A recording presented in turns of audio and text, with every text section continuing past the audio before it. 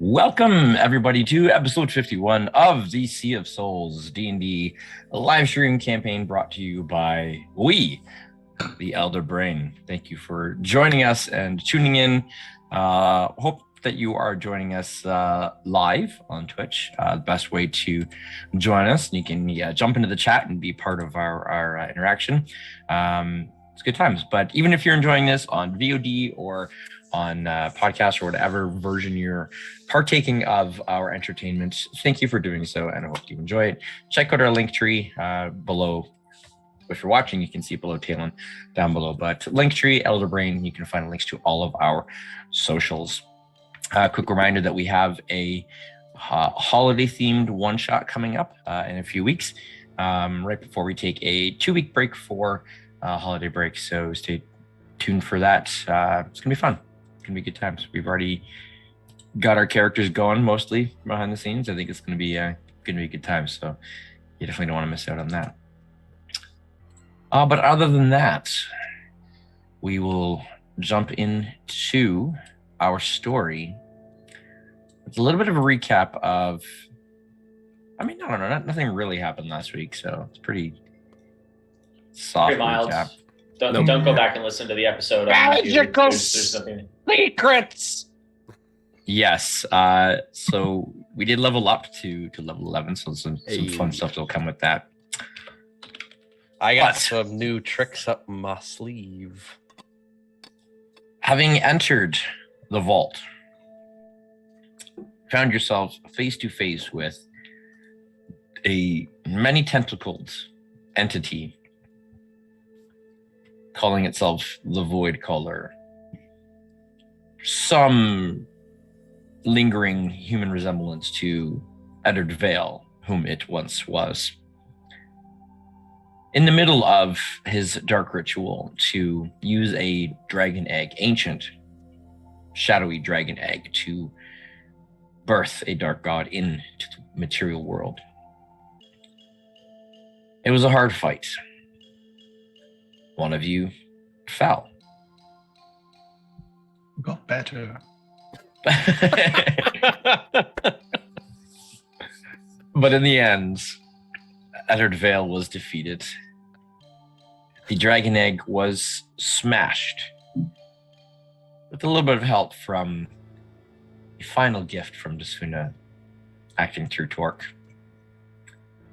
Mr. Sparkles, a silent companion of the group for many a session, was used to bring Flick back from the other side. And as you lay in the vault, the egg destroyed, Eddard gone, a few kind of catching your breath, that is where we pick up for this session. Gentlemen, it looks like this vault was meant to store much in the way of goods. If you recall, I'd described the vault itself, the floors, the filigree on the walls, being made of gold and fine metals and encrusted in gems. The vault is a treasure in many ways. From your vantage point, you can see that there are some sealed off areas behind portcullises, some barred gates to either side, and you can pick up some barrels and crates and stuff in there. So there are some goods in here. So it is up to you to explore, to find a way out, to get back to the surface and find out what has happened with the tidal wave that you narrowly escaped as you left the crypt to come down here. Right. Because we entered, there was a teleport that brought us here. Yeah. Correct. Down here. Yeah, teleport down there, yeah. So in truth, you have no idea where you are relative to Valtir. We could be on the moon. Never be so lucky. Vault on the moon. A broken moon.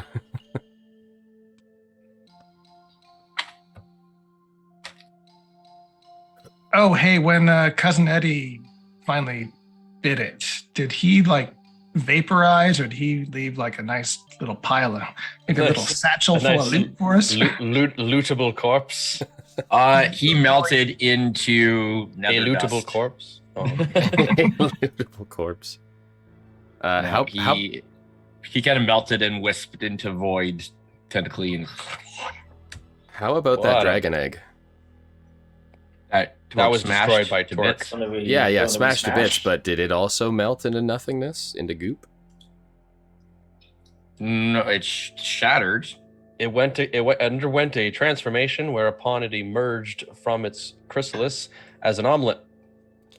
Well, I think Dinar is going to check out the remains of the egg.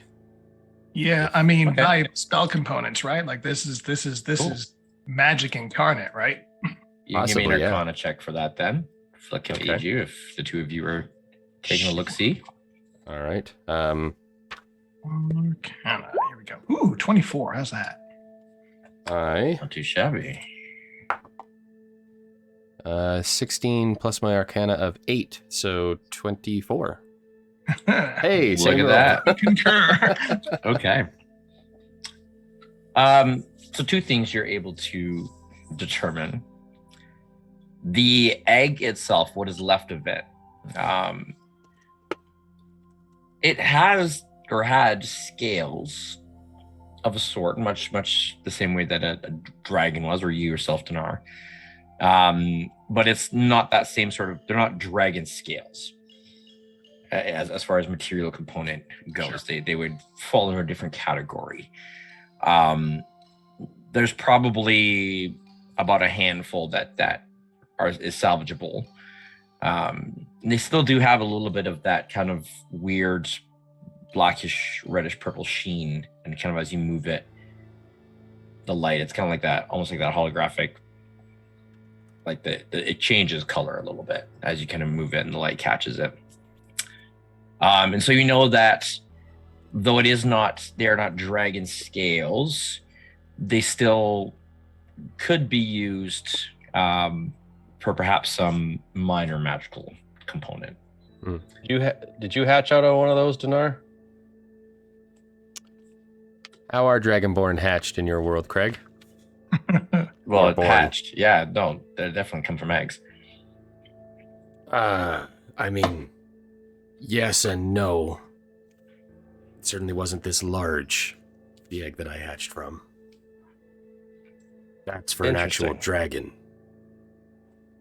The second thing that you're able to determine is that the whatever magical properties, whatever arcana there was in or connected to this egg is dormant. It is gone. So there is no lingering threat. There is nothing left of whatever that was. It is that you've just got dragon egg shell. So the inert Yes. dragon shell. Dragon egg. Yes. Yes. I'm okay with that. Do you think we could use it as rations? Don't think you could eat a dragon egg shell, but I don't know. probably break your teeth. They are still pretty hard, but anyway. Some things you boil them and they become soft enough to eat. You know.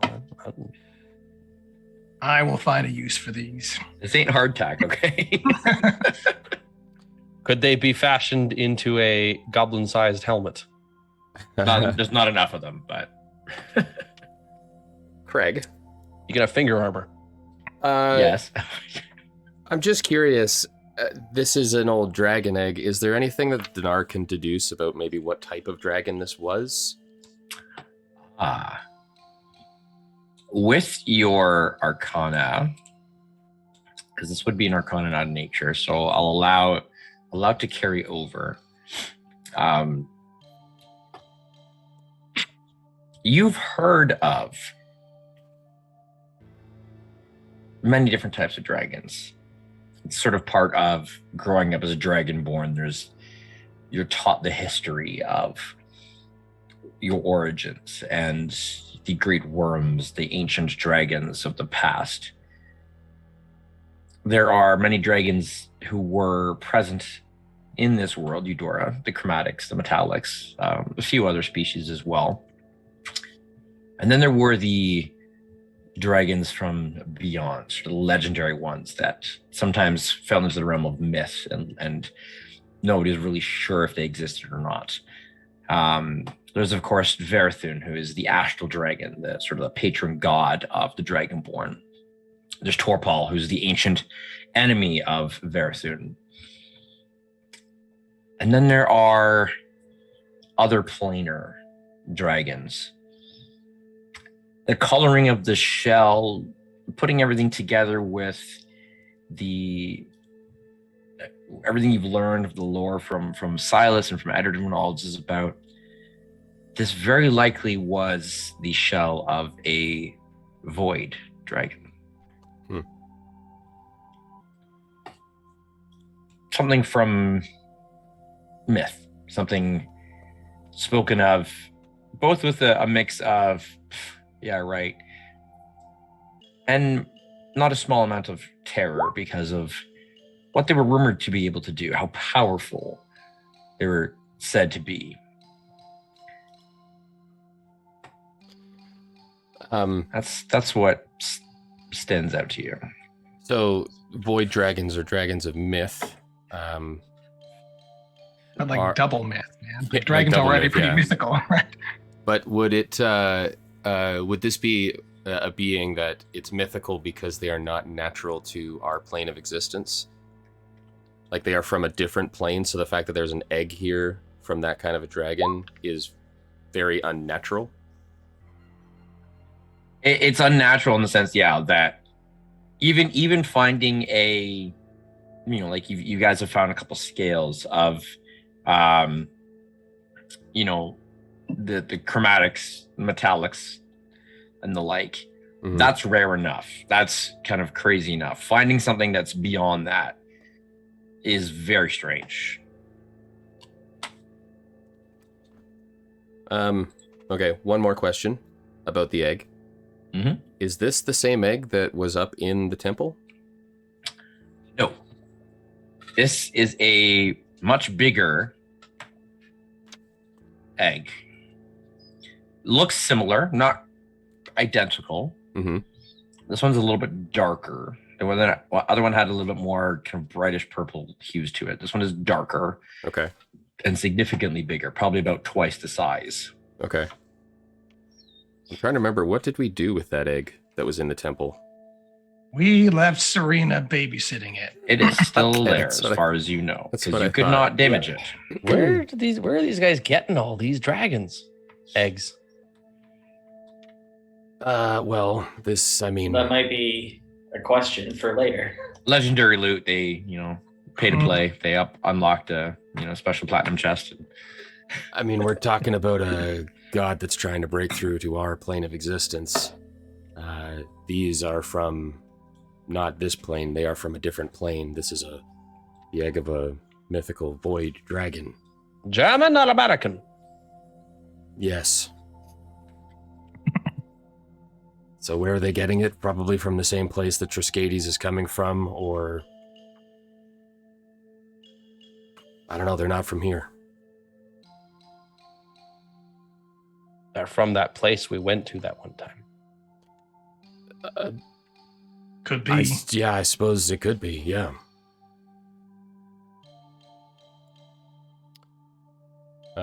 Dinar will pocket a couple of the pieces. Is Flick going to take some as well? Yeah. Grab a handful. Fair I play got for them. ideas.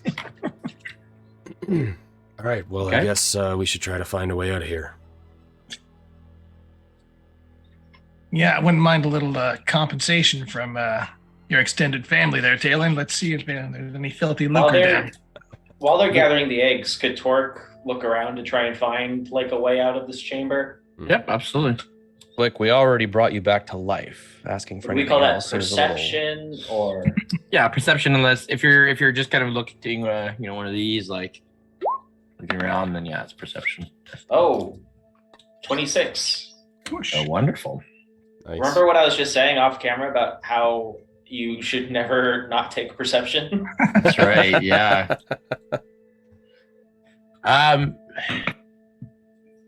Given what you kind of put two and two together of how you got here, you're looking around, thinking about, well, this is a vault, so you wouldn't want to have too many ways in or out.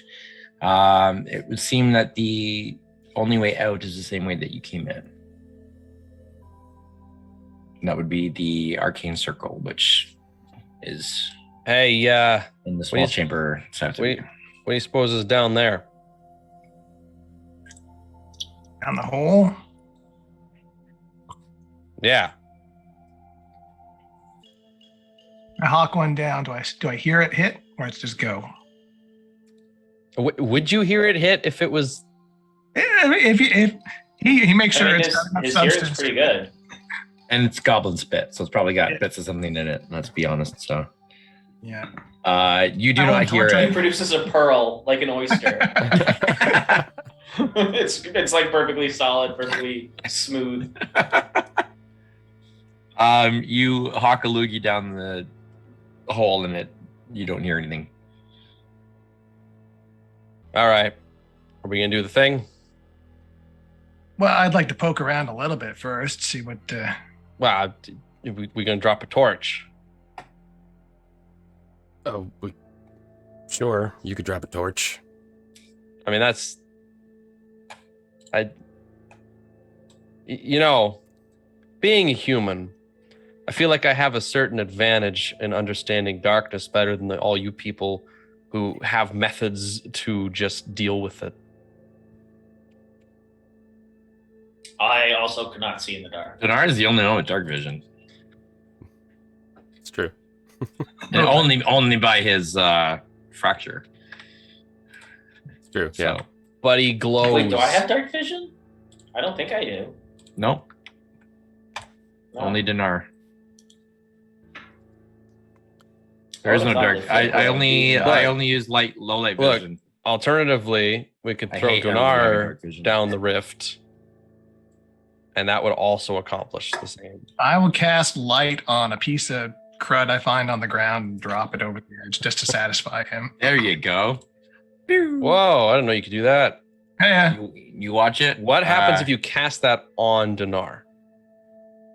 Well, it'll make that light go out. So let's watch first. You count 1, 2. You see it kind of like dim. You see the light go out. You don't hear anything, any hit, any thud. It just kind of dims as it goes, and then vanishes about after 3 or 4 seconds. Who was making that joke about us being on the moon? I mean, my recommendation, don't jump in the hole, but Yeah. So we're okay. That's what, 300 kilometers an hour, 200 miles an hour. That's a very deep pit. mhm. Not something you want to fall down. Well, if it's bottomless, I mean, You fall 500 feet in 6 seconds. yeah. So in it's 3 very, seconds, you're about 250 feet, and it just very- keeps going. You don't hear anything. So, yeah. very, very deep. Well, then clearly, I mean, it's got to stop at some point. Do you think are we even like on our plane? Because you said that egg's not from here, but how do you even know where here is? How do you know we're not where the egg came from? Is a good point. It is possible that we are on another plane of existence, yeah. Or we could try and find a door. Just putting that out there. We need to It's check a pretty- little bit more of this room, yeah. I mean, I'll look see around. There's Torque exit. did some pretty good looking. That's true. I would say It seems as though What's going on here? this would be survival. Wouldn't really work. I'd say an investigation or an Arcana. Well, investigation, like Arcana. If you want to try and figure out whether you're on the material plane, if you're on Eudora or not, you have limited information to go by. But could. You know, Alright. if anybody wants sure. to. but- Dinar will give that a shot. As my voice cracks. So the rest of you, as you're looking around, I'm sure as Torque relays, there are no doors. It seems the only way out is the same way that you came in, which is the circle of runes. Rolled an 11 plus 8, so 19 for Arcana. 19. Okay. There is a faint sort of background hum of energy, of magic in here, but not enough to tell you if that's localized, if it's, you know, the materials on another plane. Just don't have enough to go on. Suppose it doesn't really matter if we're on a different plane of existence. We need to find a way. Well, we need to get back. Are these boxes or barrels worth investigating? Can we even carry anything out of here right now? You do see a crap load of gold, and Tayland, copper, and silver, and many other coins and gems and. Tayland, Did you find a way out? no. What's your favorite word? I'm way out of poverty. Liquor. Mountain Dew? No, the other one. The other word. That's 2 words. The word that you always mispronounce. Oh, I don't mispronounce any words. Sarsaparilla. Sasper. That I was going to bring us. Look at all that treasure! That's the one. Now, between you and the treasure, there are. Nope. No. Holy Back you smokes! go, Taylor. Back you go. Thank you very much. I see dotted line. I Yes. imagine Torque like literally holding Talon by his ponytail Yeah, as he's yeah. trying to run in. Very Scooby-Doo moment. I'm rich. I'm wealthy. There are thick bars of almost what appear to be gold, plated golds of some sort, and thick enough that you can't squeeze through it. Dinar, with your fairly recent Arcana check, there is a little bit of a kind of like that, an energy to them. You build a vault like this, you figured only serves the reason that the gates inside it would have protection measures, other than just it being a barrier in and of itself. Torque. Torque will step up to the plate. This is probably magically trapped. Get us that treasure. We need to be socially secure. There's probably a trap on this, just for the record. It's magically sealed. Comfortably well off. All the more reason for the rest of you to take a step back. Yeah. Torque's strong enough to punch through magic. We've determined this. There's a chance that the gold in this room might be ill-gotten gains from the already oppressed people of this island. Okay, but we All don't. gold is ill-gotten. But we don't have Mr. Sparkles anymore. Torque is going to hold up Whelming Wrath and just sort of touch it against the bars to see if there's any reaction. Shirley, I don't think they're paying attention to that. You touch the coral hammer against the bars, and it kind of makes a think. That sounds nice. I can't tell if these are magically trapped or not, Captain. Do you happen to know anyone in our employ who has the ability to detect such magical traps? Well, let me roll for burn damage here. I don't know. That sounds incredibly useful. I don't know if Look, you Why guys are wouldn't we just have so to- gung ho. Give me 10 minutes, and I can figure it out. Dinar will start ritual casting detect Take a step magic. back. Okay. he's doing it Doodly, again. 10 minutes. Well, I figure we could let's do like a full sweep while he's doing the 10 minutes. Like just completely sweep the entire floor. All right. Well, With the complete sweep, you find identical bars on the other side. On that side, you see crates. Oh, Interesting. Lots of crates. So one is obviously gold. This one just has crates filled with unknown substance. how spaced out are these bars? There's only about probably about 2 inches in between each one. So, You know, well, Talon, I Dinar- think I read somewhere that a rat can fit into any space the size of its own skull. That is true. I often use rats to sneak into various places and then go back in as a rat exterminator and make a bit of coin. Ah, yes. Where's Torque just nods. Yeah, that took about as long as I expected it to. good old Whiskers? Let's send Whiskers in there then, shall we? Get my rat. All right.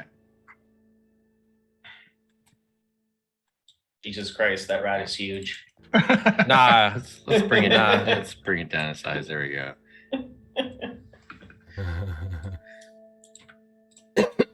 All right. All so right, a very send your small rat. skull. you're gonna go through there just like you do when I need you to get me free drinks at an inn. Okay. So you're sending your rat through the bars. I certainly am. And there it is. I hear dice. Why do I hear dice? Where's the kaboom? There's supposed to be an earth-shattering kaboom. You, me, and this brick wall you built between us.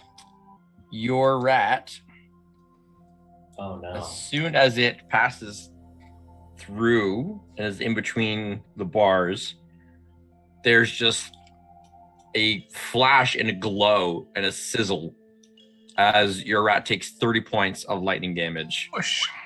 and is just eviscerated into nothingness. There's just a poof. Hey guys, I think it's magically trapped. One last spit in the eye from your cousin Eddard, eh? Yeah, well, I don't think he can pay for the therapy that Willie will need. Or Whiskers. Luckily, Bubbles and Sally are fine. So we'll assume that 10 minutes have gone by at this point, unless there's anything else pressing that anybody needs to do. Yeah, in the 10 minutes. I mean, really, putting a familiar in there was about the only All right. experiment. I mean, I'm out of familiar summons at this point anyway, so. Well, by the time Dinar's done with Detect Magic, I will have Paige back and we can There do you that go. as well if we need to. But I feel like you don't want Paige to be eviscerated by 30 points of lightning damage, though. I could just resummarize. Yeah. Let's test if it goes off twice in a row. Yeah, maybe it's just a single charge. Maybe it's just Yeah, rearm. eventually it's got to run out of energy. I'll dismiss We me just someone on keep the other side sending of the bar, rats so I'll pass through. through, right? until the trap reaches its inbuilt kill limit, Yeah. and then we'll be fine. All right. Dinar. Yeah.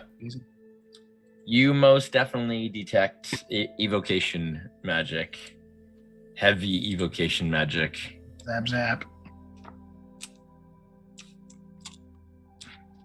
Powerful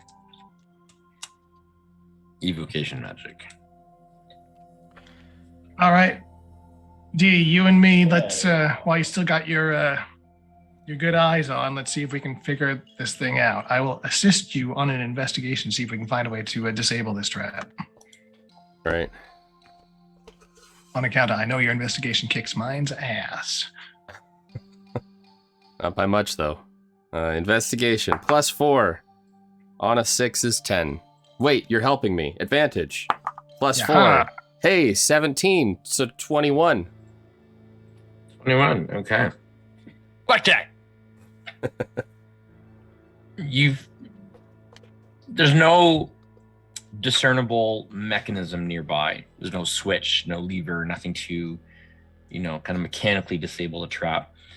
And you figure, given on what you know about, not Eddard, but you remember that Silas is the one who said that he constructed this place. Silas being a very learned and powerful caster, that there likely is no mechanical way to get past this, that the magic itself would need to be dispelled. Okay. So I don't suppose if you could determine whether or not the blood of Vale will be able to pass through unharmed.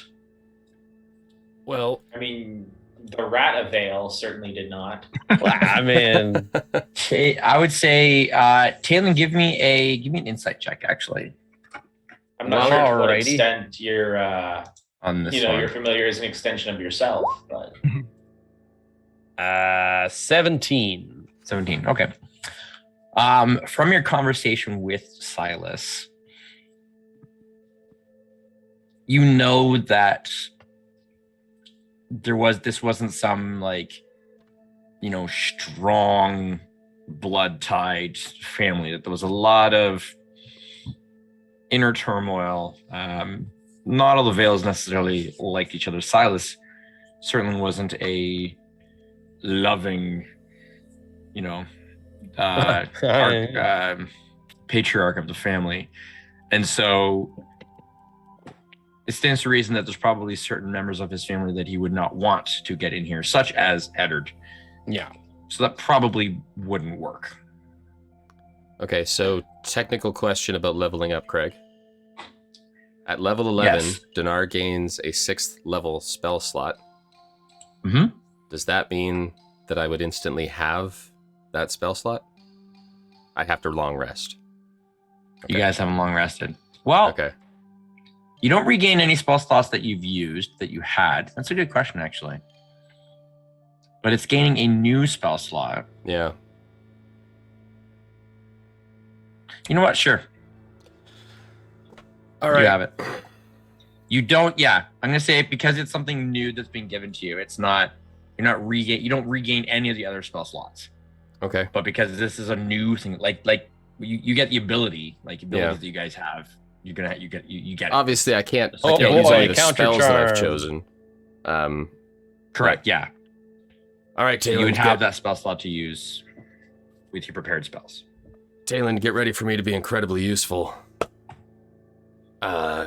Feeling extra powerful today since our fight, so You feel more powerful after that. Well, I gotta get ready for this. Useful. I mean, Come to think of it, so do I. there's a certain morale boost involved. I feel like I've gained significant experience in the art of killing things. Dinar is going to start. Let's go Doctor Strange style. He's going to pull out his hand pull his hand across his other palm, and he's going to start writing out magical runes out in front of him. And then when he finishes his writing, he's going to push them both forward with his hands.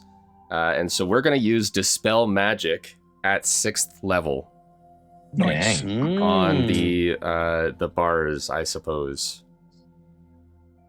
Okay. Let's see if this is any effect. Just give me one. I'm just gonna do. It's gonna be so funny if nothing happens. I'll be like, I'm waiting for you. Still waiting for you to be useful, Dinar. Those were some very pretty lights, Captain. Don't let him discourage you. One thing that bugs me about Dispel Magic is, yes, if you upcast it, it'll automatically dispel higher levels, but it doesn't boost your roll if you have to roll. That's Well, what counter- I'm. That's counterspell exactly works what the I same was way. looking at. So,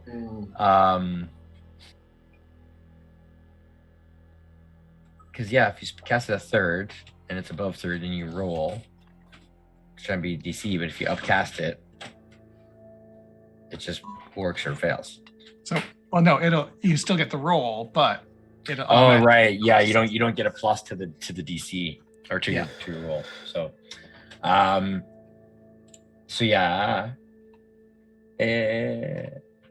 will still need you to roll. Okay. Rolling. So it's DC. So you have to make a check using your spellcasting ability. DC is 10 plus the spell level. So my spell casting ability. So this is +8 on my roll. Yeah. Because that's my spell attack bonus. Yeah. No, just No, your ability. So you're +4. plus your intelligence. Your intelligence. Oh, I see. Yeah, so +4. Okay. Well, I should be able. Oh, yeah. let's see. Ooh, that's a 15. So +4, 19. 19. That does it. That'll do That'll do it because that's any spell, 9 or lower. So yep. Hey. Nice, so nice. you dispel the field of lightning that you see it go. There's kind of it tries to pulse, and you just channel your magic into it, and you watch as like little bolt after little bolt just kind of fizzles out. And as the charge, Well, I'll be damned. as the charge leaves the bars, they automatically drop into the floor. It's almost like a cylinder sound, just opening Well, away. that's awfully convenient. Electromagnetic lock. What can you do? What? Dinar is going to take a couple steps forward. He's going to Science. he's going to look back at the Torque will group. move into sort of semi-protectively. Oh, I was going to say he's Hey gonna, man, Silas is a man of magic and technology, so it's combining the two.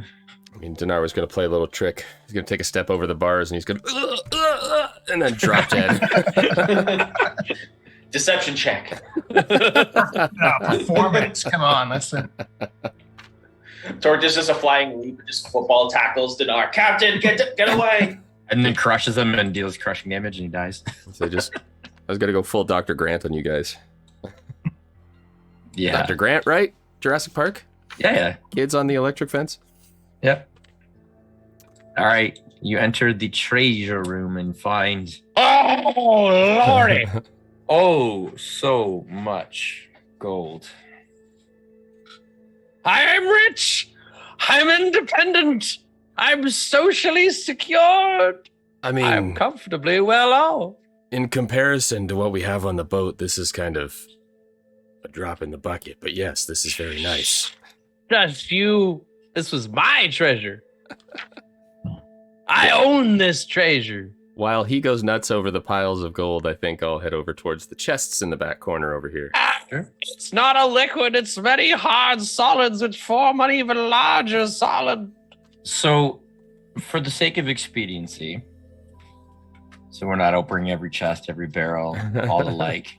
All the chests are trapped and mimics. Why don't we do a party investigation check here? So all 4 of you roll Oh, investigation for me as you're Whoa, investigating all the loot, looking around, checking it out. 19. I've got +1 to this skill. Let's see how we do. Yeah, I think only Dinar is good at this. Yeah, I got 5. I got a. What the hell's going on there, Flip? It's Negative his 4. it's his Oh, that red resurrection. sickness. Well, Oh boy. Dinar got a total of 18, so 14 plus 4. I'm So- very excited about this treasure. Is it like a cumulative check, or is No, it no, like it's just no. Two of is it you, like two half of you, of us need to pass? it's 2 of you did well enough. So Tayland and Denard did well enough. all you? That you kind of point at the rest of it. You just, here you go. So you find gold, you find coins, you find pieces of like art and gems totaling 55,000 gold worth.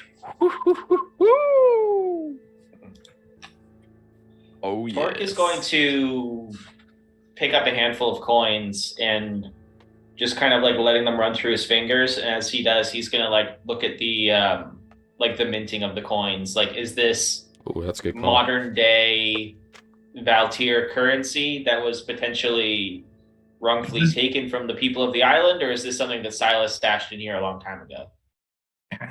Is this a Prince John and his taxes, or As a Yeah. As a former pirate, I would say that enough coins from various locations have passed through your claws that you know a little bit about where coin comes from. These are of Valerian imprint, so out of Galadrin. Valeria is one of sort of the two major currencies or mintings.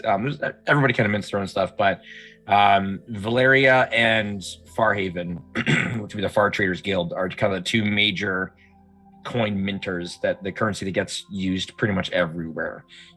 So this is pretty common coinage that could be found here in Tyr, could be found in Valeria, could be found anywhere, really. It's not enough to really indicate if it's old or new or illegal or ill-gained. I don't think this will go noticed on account of the fact that everyone else is sort of preoccupied. But if anyone were to be paying attention, they would see Torque just kind of like stare at the fistful of gold in his hand with sort of a hungry look, and then just sort of like tip his hand, let the coin slide back down onto the pile, and then just sort of turn away with sort of a look of disgust. All I know is this is legal tender. Well, All right. this should cover the repair fees for Vale. I should certainly hope so. And, you know, a nice summer cottage and a winter cottage. That one there's the fall cottage. Perhaps That's my fleet of ships. Perhaps we can begin our retirement plans after Triskades is no longer a threat. To our It'll be a entire lot plane of easier. existence. It'd be a lot easier to defeat Triskades with an armada. This would be a horrible use of the funds. Hey, look. It's simple. We put out a wanted poster. Wanted, Triskades, reward, 55,000 gold. I You're mean, suggesting we outsource our adventuring. outsource the I'm adventure to... I'm Triskades, and so is my wife. I done killed your Triscuits. That's an octopus. Yeah, well, I got him. He's a tricky one like that. He's one of them shapeshifters. He tried to trick me turning into a squid, but I saw through it and I killed him good. Where's my money? On second thought, let's not do that. Kayland. Oh boy. Your passive perception Ah, yes. My paranoia. picks up the faint sound of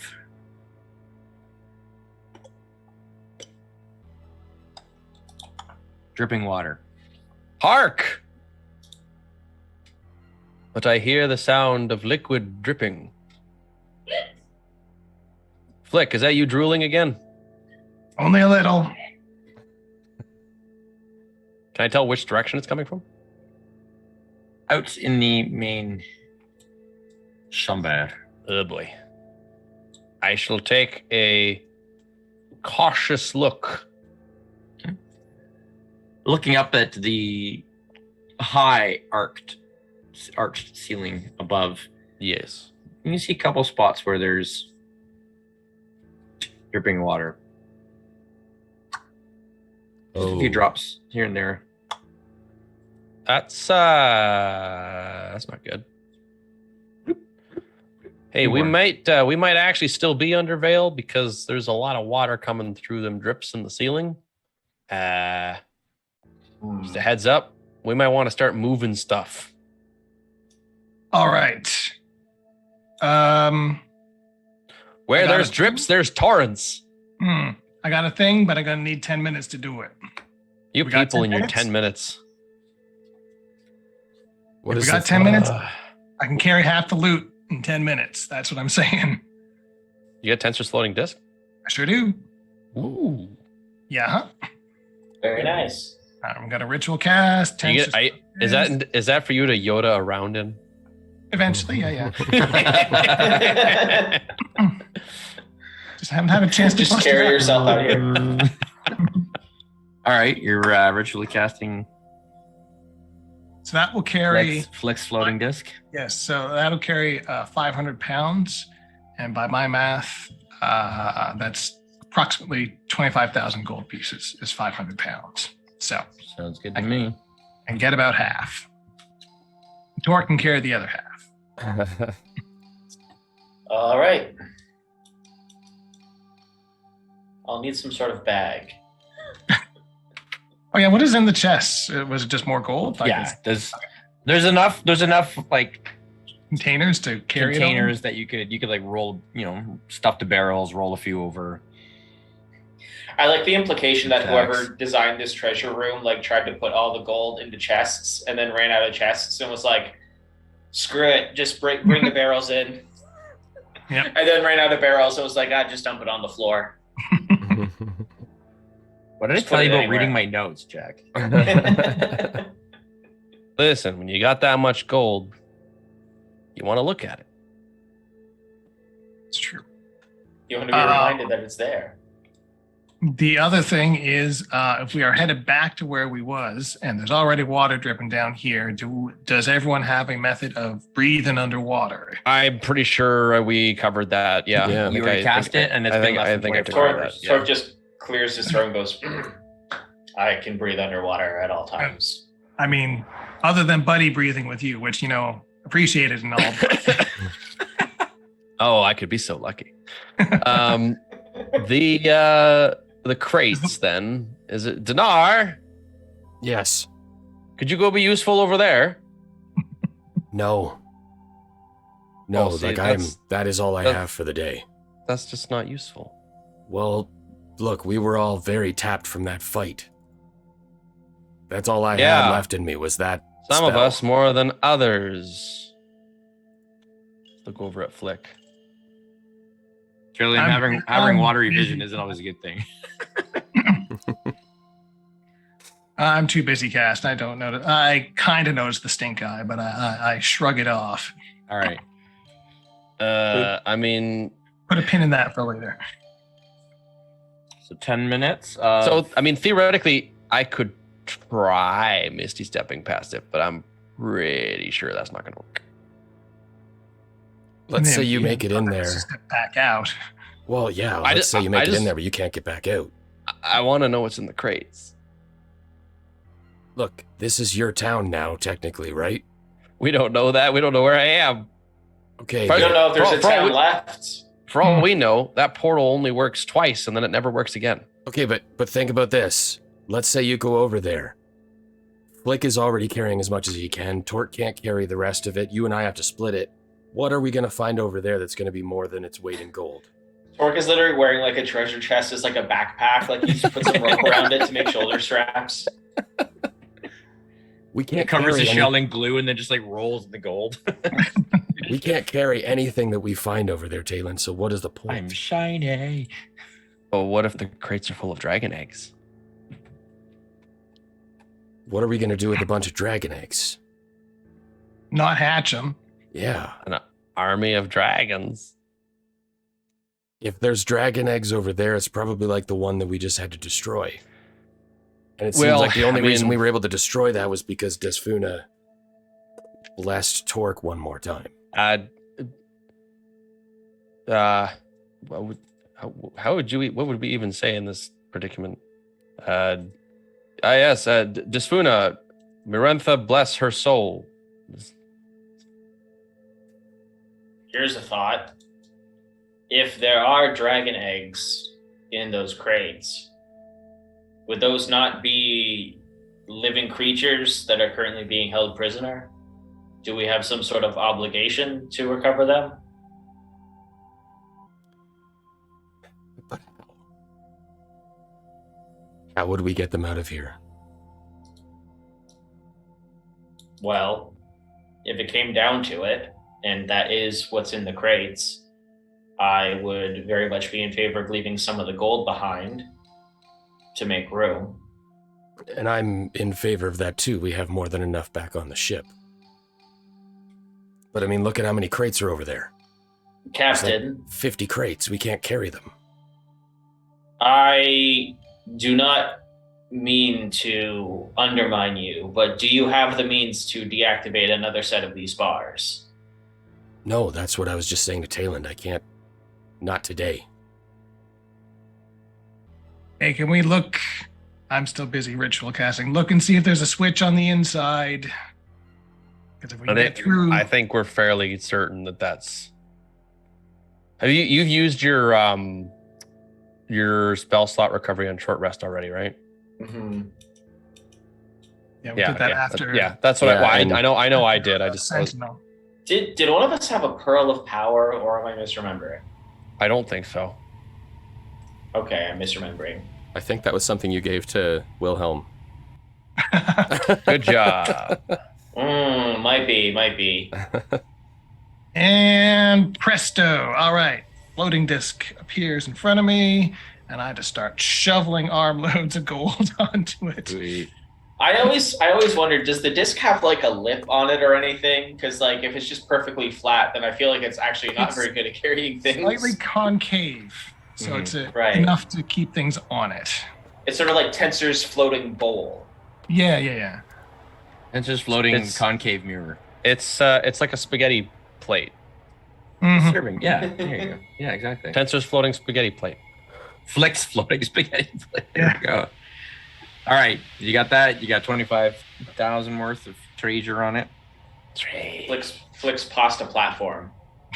There we go. Dork, how much can you carry? lot. Let's see.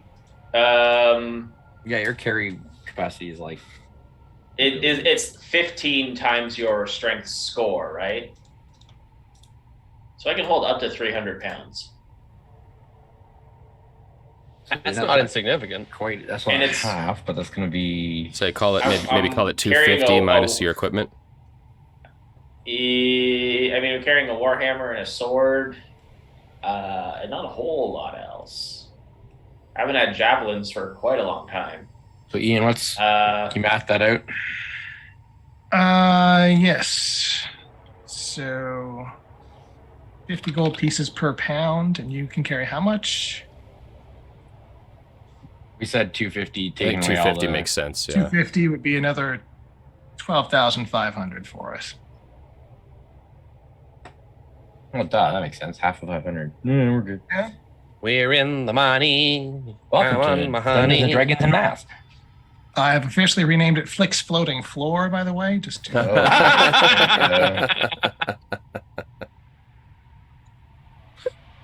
Hey, Flick, can you cast?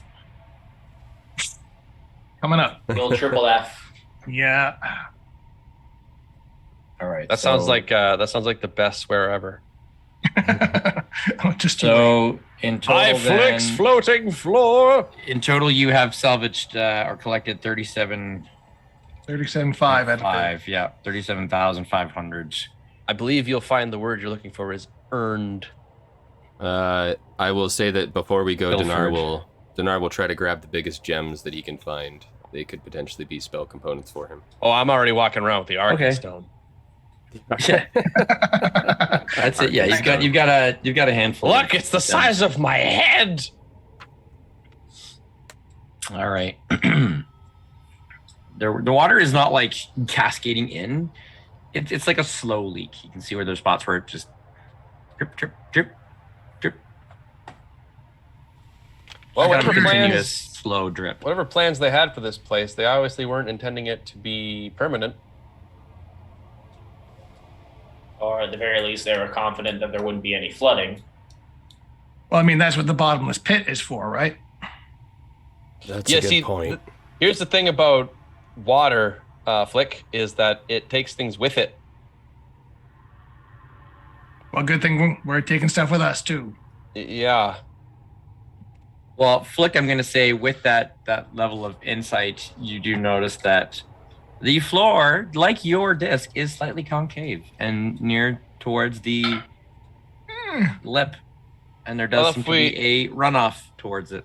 If we want to know what's at the bottom of this pit, we just sit here long enough, and eventually we'll find out. Torque is going to go back the way we came, and he's going to grab some of the gold barrels, like some that are still full, and have some weight. And he's just going to build a little. He's just going to build a little dam, a little barrier across the entryway, just to try and like keep everything contained. Ah, interesting. Okay, fair Smart. enough. With barrels? Maybe the chests. I mean, it's it's all we have at the moment. They're not going to float if they're full of gold. Fair enough. True. Yeah, I guess if anything, you can make like a filtration. Yeah. Listen, it's a Band-Aid solution, but it's more of a gauze solution.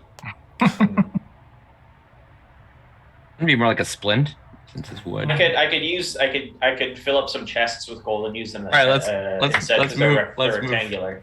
Yeah, let's move on here. This is the kind of granular decision making that our viewers tune in for every week. How would you describe your barrier? Like a bandage, more of a gauze splint? Like what are we talking about? It's like a French drain. A culvert. Yeah. Divert the water. All right. Well, anyway, onward we go. Dinar, the 8 symbols, one for each school of magic outside of the circle, are indeed glowing. I hope you're all satisfied of living with never knowing what's inside those crates. Look, I'm maybe sure we this can- decision. Oh, we'll come back. I'm sure this decision will never haunt you. In the center of this circle, there's not one but 3 runes. Were they there when we first came here? You guys didn't really pay attention. Yeah, I know we didn't. didn't really notice. Yeah, we weren't really. Because We were on a bit you of a arrived and time Torque was like, crunch. let's go see what's over. Oh, and then he was there. So I'm going to say you didn't get a chance to look. Indeed. 3 runes, 3 different egresses. Is that what we're looking at?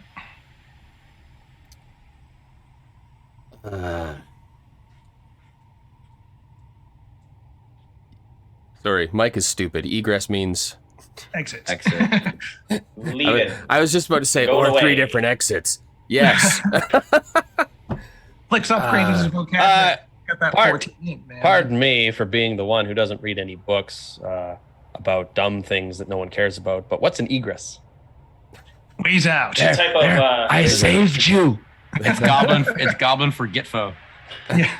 An egress is a type of small bird, I believe. Yes, yeah, that's what I thought it was. It's the plural of that small bird. Oh, Piers Anthony.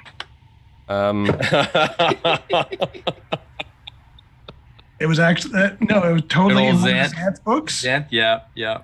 It was they tricked some bad guy into giving them an exit by Oh yeah, by fearing the dread female egret. I remember that. Oh man, Xanth. Those books are amazing. Okay, Forwards we go. Craig, any of these, the 3 symbols that are in the middle, are any of them the same as the one that was in the tunnels that led us here? One of them is identical, not to the one that was on the floor of the crypt, but symbols that you saw inside the crypt. Some of the symbolism on the And- walls and stuff. So, We don't recognize any of the other ones. nope. Hmm. Look, I think you're right. I think that symbol there, and Dinar's going to point to the one that looked like was on the walls or something in the portal we entered. That one probably leads back to where we were. These could honestly lead anywhere else in Eudora. I think we try standing on that symbol and hope for the best. Yeah, stand on it, poke it, or something. Yeah, my brain's still a little foggy, so I can't recall anything. But realizing now that I have a -4 to all things, Everything, yeah. I shouldn't be nearly so clever today. While I'm aware that there is no way for us to communicate, I am willing to go first. Or Well- we'll go second. Can we not hold hands and all go together? It took you all together last time, yeah. Yeah. Yeah, You could go on it. I mean, it's up. let's just go. All right. Let's all hold hands like in the Grinch where Flick just kind of dangles. Yeah. We'll try to stand on the side that has the familiar. But I Matching want our to know where symbol. these other ones go. Okay. I was so curious. Dinar, give me an Arcana check. Uh-oh. Uh-oh. Arcana. This is +8. Roll well. That's a 15. Yes, 23. That's pretty 23. good. That's fairly well. That's pretty good. So you deduce that activating this circle requires you to essentially trace the symbol of the location that you want to go. And as a mage, you know that you can kind of, with a wand, or if you're not using a wand, you can kind of even do it just like how you do with the other spell components, that you would literally just like trace a magic rune. Okay. Kind of wherever, somewhere in the circle or in the air above it, you would basically trace it, and that would choose one of the three, indicating where you would like to go.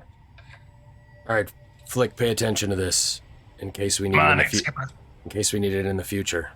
Dinar will start magically tracing out the symbol in front of himself. Okay, you're going the one for the crypts. The one that we know where the exit is. Okay. As you trace that image in front of you, it kind of lingers for a second there, glows, and then dissipates, while the matching image on the floor illuminates, and the circle begins to activate, spinning around like it had on the other side. And there's a flash of kind of darkness and light together, and immediately you all find yourselves underwater.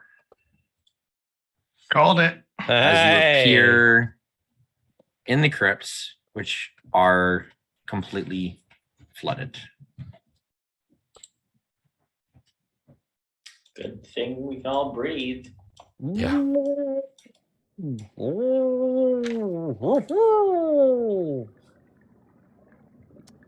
Dinar will start swimming back towards the stairway that went up from where we currently we know where are. the exit is. Yeah, so we can find a way out. I mean, this might actually be easier now that we can move in, 3 dimensions. No pesky floor getting out of our way. Yeah, just corpses. But it is, as you all can breathe in the water, and you're able to kind of swim through and navigate. And because the lights in here were those fancy light bulbs, basically, they still work underwater, so there is still light. Oh, if needed, I'll put light on my shield just in case.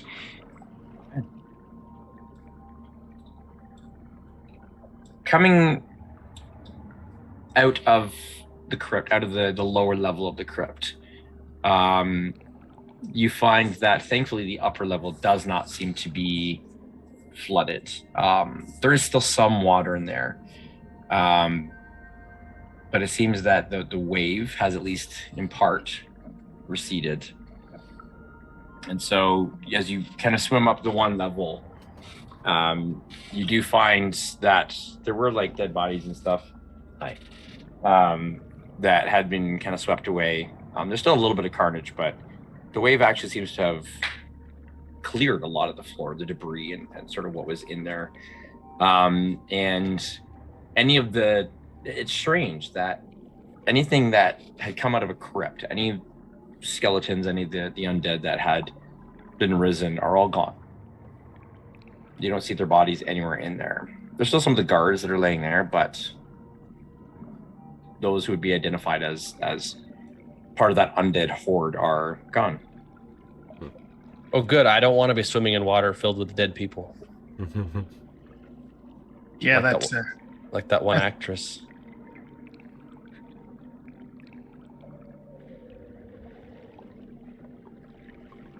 What's the water like? Like, can we tell if this is seawater based on like the salt composition and like how murky it is? It's definitely seawater. Okay.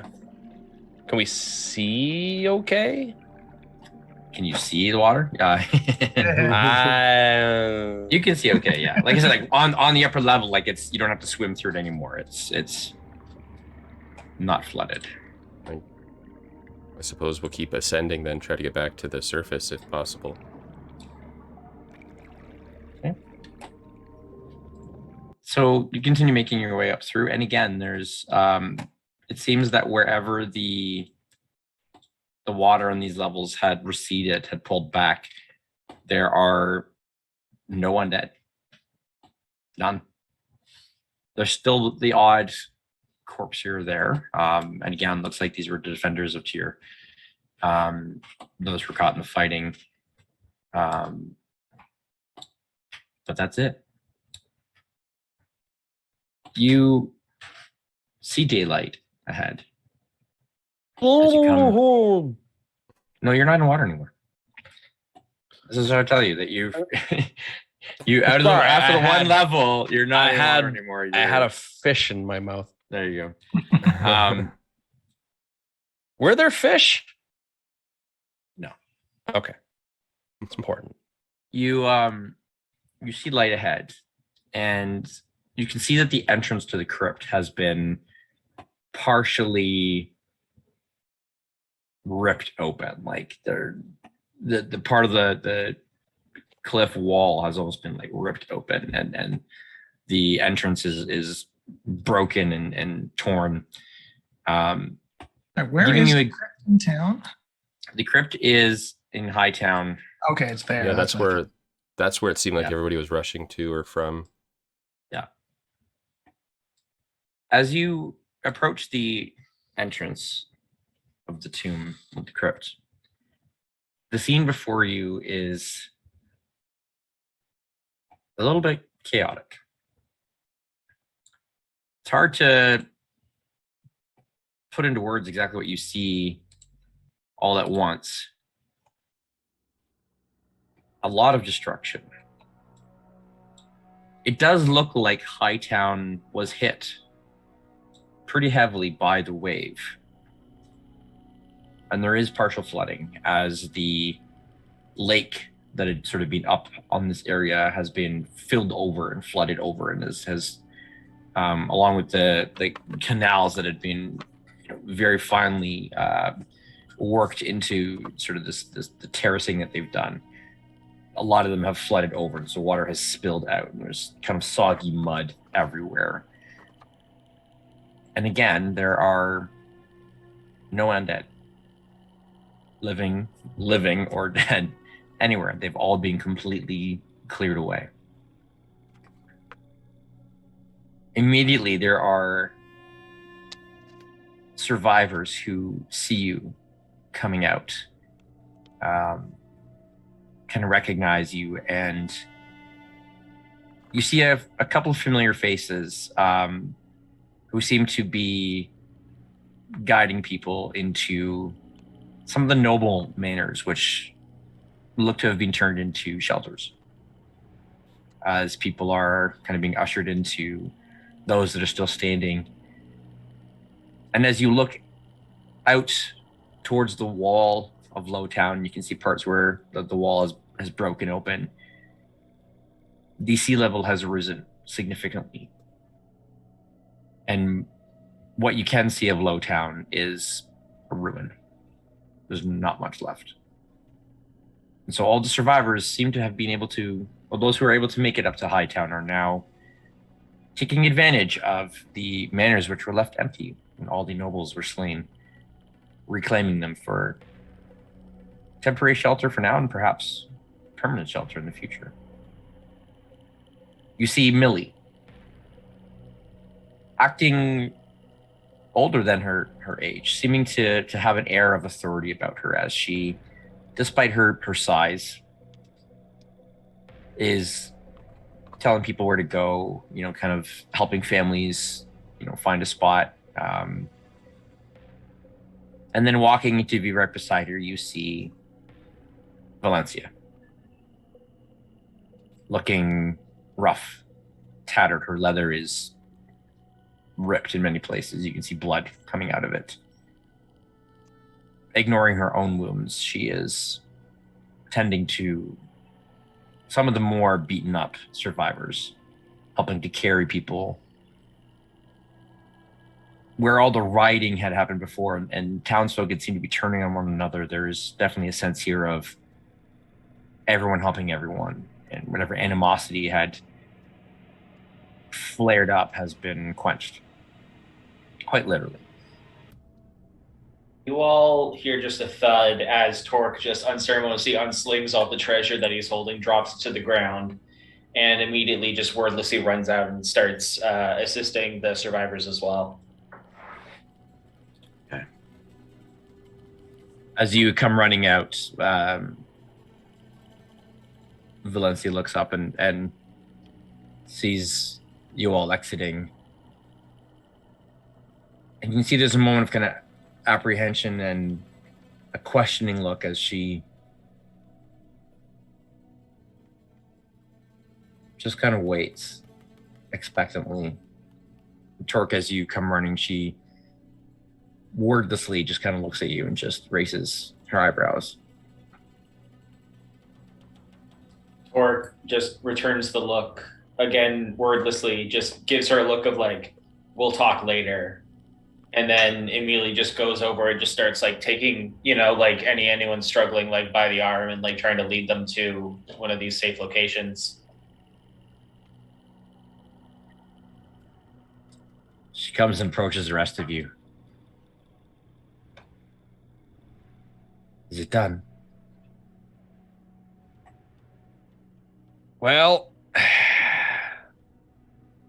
he's no more, if that's what you're getting at. Good. Mm. It was her brother, cousin? I don't even remember the relation between the two of them. Brother. Brother. Just want to make sure. Eddard was her brother, yeah. Estranged, but Unfortunately, there wasn't much left of Eddard when we got to him. I assumed as much. Tanshu had made that clear that what was Eddard was no longer him, so.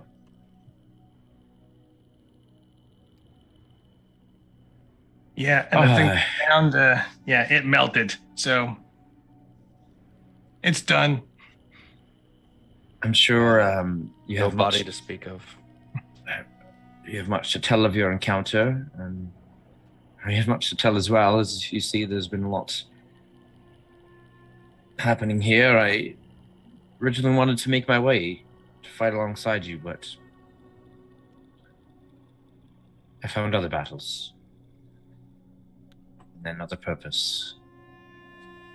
Hey, about that babysitting job that we left you with, what happened with that? She kind of looks over her shoulder up at the temple, which you see is in complete ruin. Crap. Ceiling has fallen in. Part of the cliff has given way. We didn't have much time to get out as it literally fell down on our heads. Sorry, so the egg is still up there? Up there, or fallen into the sea, or buried. We will search. These people need my help first, and I must do what I can for them. We will talk later. Any help you can give right now would be appreciated. I mean, I can... to do. I can kind of help the water leave, but that's a lot. It's less that worried about, but there are some manor houses that are still standing. We're trying to get as many people in as we can. We are searching for survivors in Lowtown and collecting any goods and supplies that we can salvage. There's a long road ahead of us, and use whatever help you have, magical, physical labor, just anything. Of course. Torque. Torque is Torque is gone. He's already ran in. Yeah. He's already helping. You see him like in the middle of everything now. Torque Just turns and looks in Talon's direction. You'll be more helpful if you're in the water searching for those who might still be down there. You can swim and survive under there better than any of us. Torque just He has gives a a point. nod and immediately just starts moving towards the water. No arguments. Flick, you can fit in all the small nooks and crannies, and you know places that people like to hide. Perhaps you can find children or some of the smaller folk who might be trapped under various places that might have collapsed.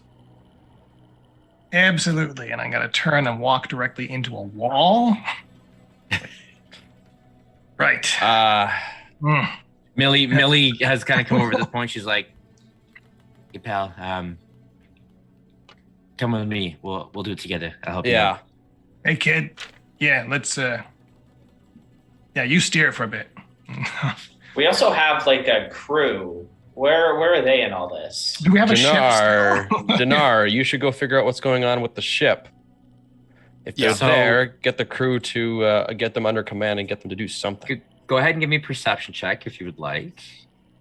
So there is a wall between you and Lowtown that's blocking some of your view, but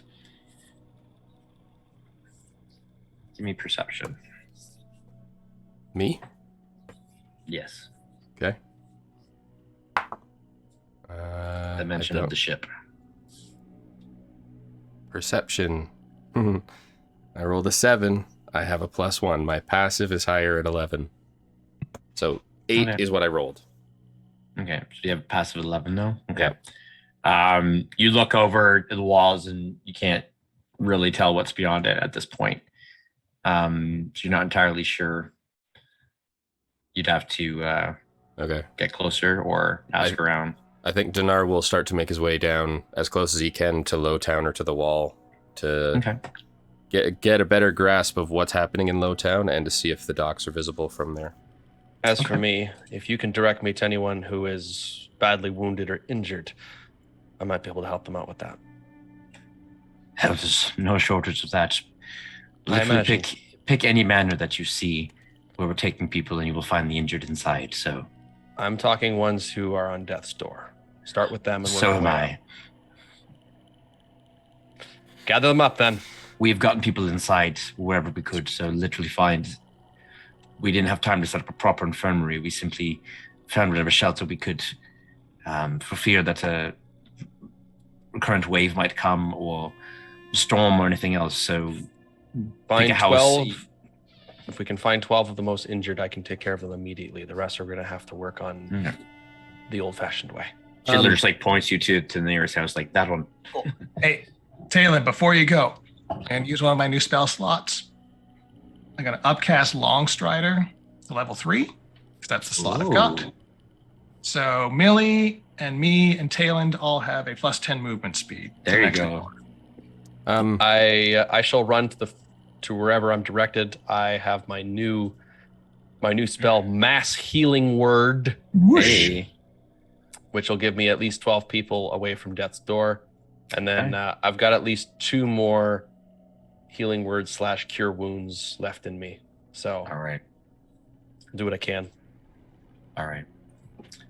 So as you each disperse, Dinar, as you sort of start to make your way towards the wall, you get towards one of the gates that is still standing.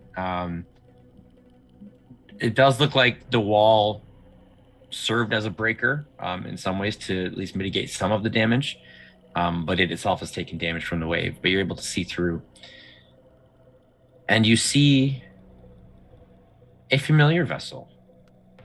Yay. Not docked, because at the moment there is no dock. Anchored. Not exactly whole, but afloat. And in Lowtown, along with those, most appear to be guards. You see the crew of the Radiant Dawn pulling out boards, joining the search for people, for salvage. You see the casters from the spire making their way towards you, carrying canvas and goods from the ship that look like they could be used for construction purposes, for tourniquets, cots. They were already in the thick of it. I You can think see Kissick running here and there, diving under rubble, coming out the other side, going in another pile. I think Dinar will go down to the ship then and assist the crew in salvage and repairs.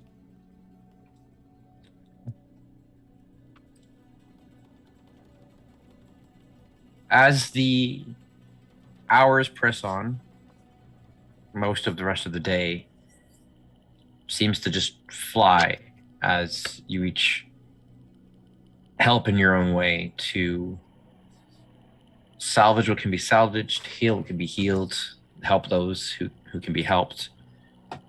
Try to bring a little bit of order. Your presence alone seems to boost morale as it begins to sink in for the locals that their enemy is dead. For the moment, at least, despite all the destruction, there is a measure of victory to be had. And any morale boost is almost miraculous in what it can do for people in a moment such as this. And you see everybody chip in that much harder. Everybody working above and beyond to help everyone to do what they can. And in the midst of your conversations, you're searching, you're helping, you get bits and pieces of the story that kind of come together, and you're able to paint a picture of what was happening on the surface here while you were below. The tidal wave seemed to have come out of nowhere, dark and furious under a cloudless sky. And as it rolled into the city, it carried with it the black tide. People could see that black oozing essence kind of with the water flowing towards everyone, with escape seeming impossible. It wrecked Lowtown, and you can see the destruction is not complete, but the harbor, everything close to the harbor is completely underwater. The land kind of, even Lowtown itself was not perfectly flat. It kind of rose up towards Hightown. And it's only because of that incline that all of Lowtown is now underwater. But it's in bad shape. It won't be livable for quite some time. When the wave receded, it took with it all the undead, as you'd already seen, and people in the town mentioned that as well, that two things happened with the undead in Hightown. At the very moment that it seems that the hordes gathered there were starting to break through the gates into Lowtown, every single one of them suddenly just dropped and stopped moving. That was a few hours before the tidal wave.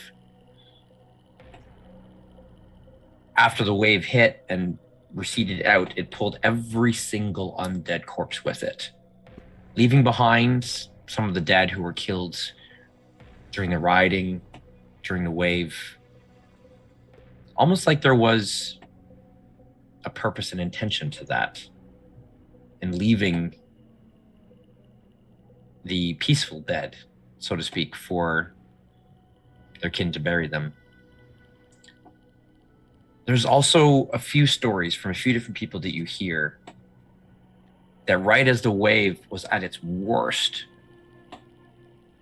there was a flash of blue light, almost like sheet lightning, cascading through the wave. And the black tide was just eviscerated from it. The water seemed to be cleared. And many people say that they saw a trident shape or something of the like in the wave itself as it suddenly just broke, as if hitting up against a solid barrier, and then began to recede immediately. The timing of this seems to coincide, as best you can gather, with Desfuna's final gift to Torque and the smashing of the egg, in that moment that Desfuna gave blessing to that final act. It seems that she gave one last ounce of her power, not just to you, Torque, but to all her people in Valtir.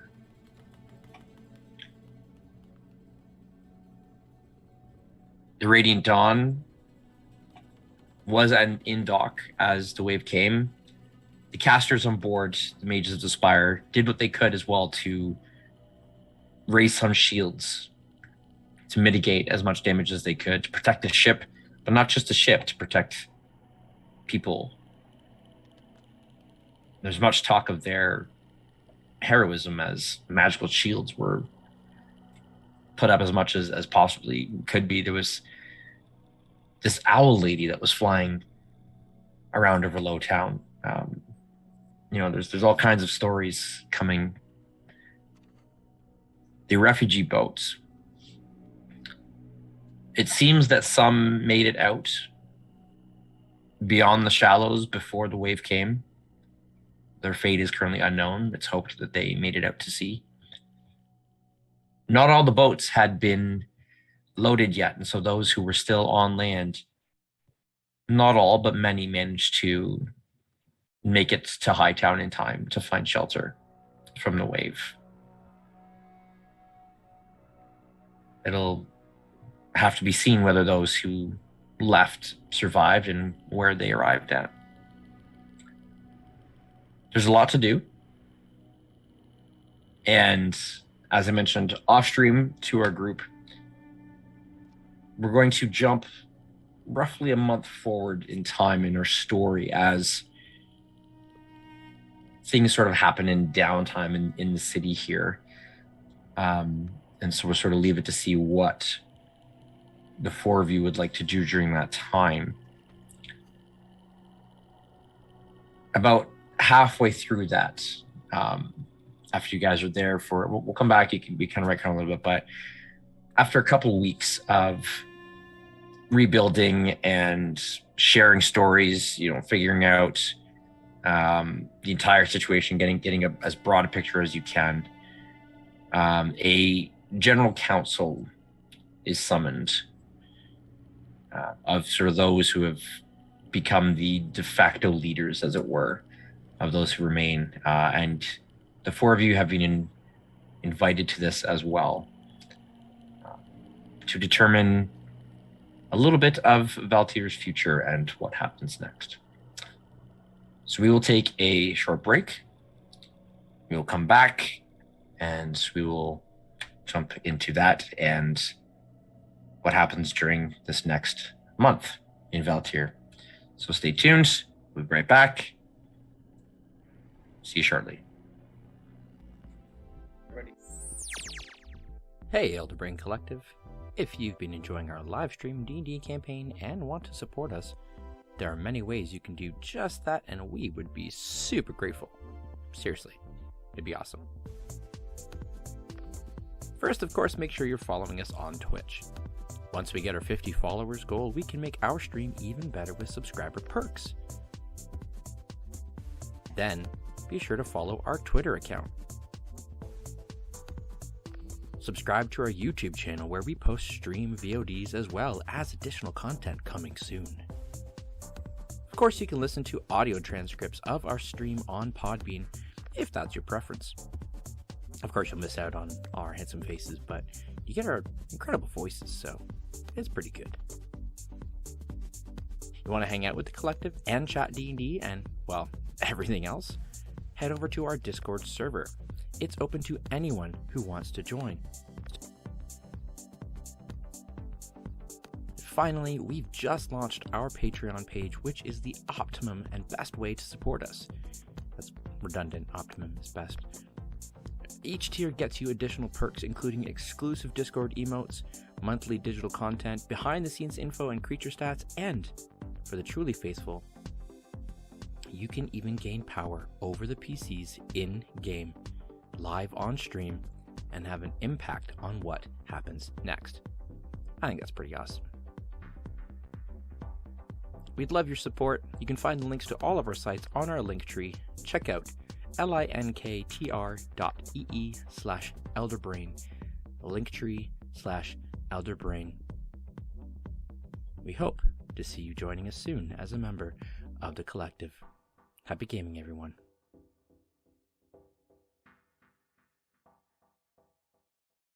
Whispers in the window are angry waves. Way ho, the sea of souls.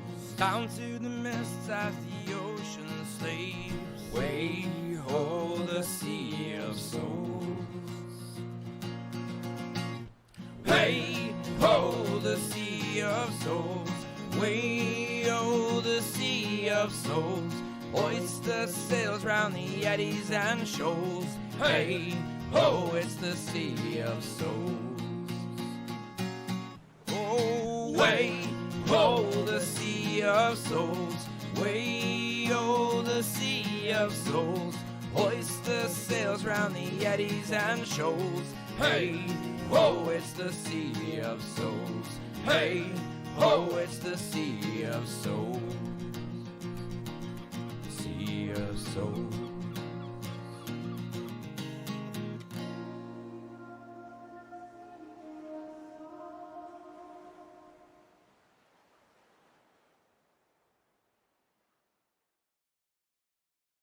Greetings, wary travelers.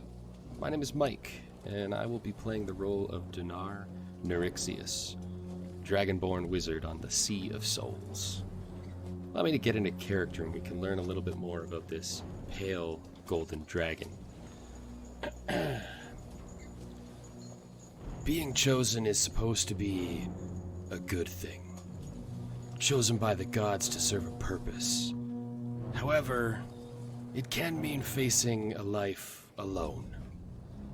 I was born in our homeland, Drakor, in the east. And though these scales are supposed to be a blessing, I was reviled by so many. I could see their jealousy, could feel their stares. My own people shunned me, and so I left. I still drew stares when I arrived in Stormhaven. It's hard to miss these scales. But the dwarves were far more accepting of me. I learned I could put my magic to good use out on the seas, so I served aboard a ship, adding my arcana to their arsenal. Maybe one day I'll return home. Maybe they will welcome me as Verithan's champion. Or at least, as kin. For now, though, life among the Gungrim is good. I am used to standing out here, used to towering over this good folk. But what they lack in size, they make up for in heart.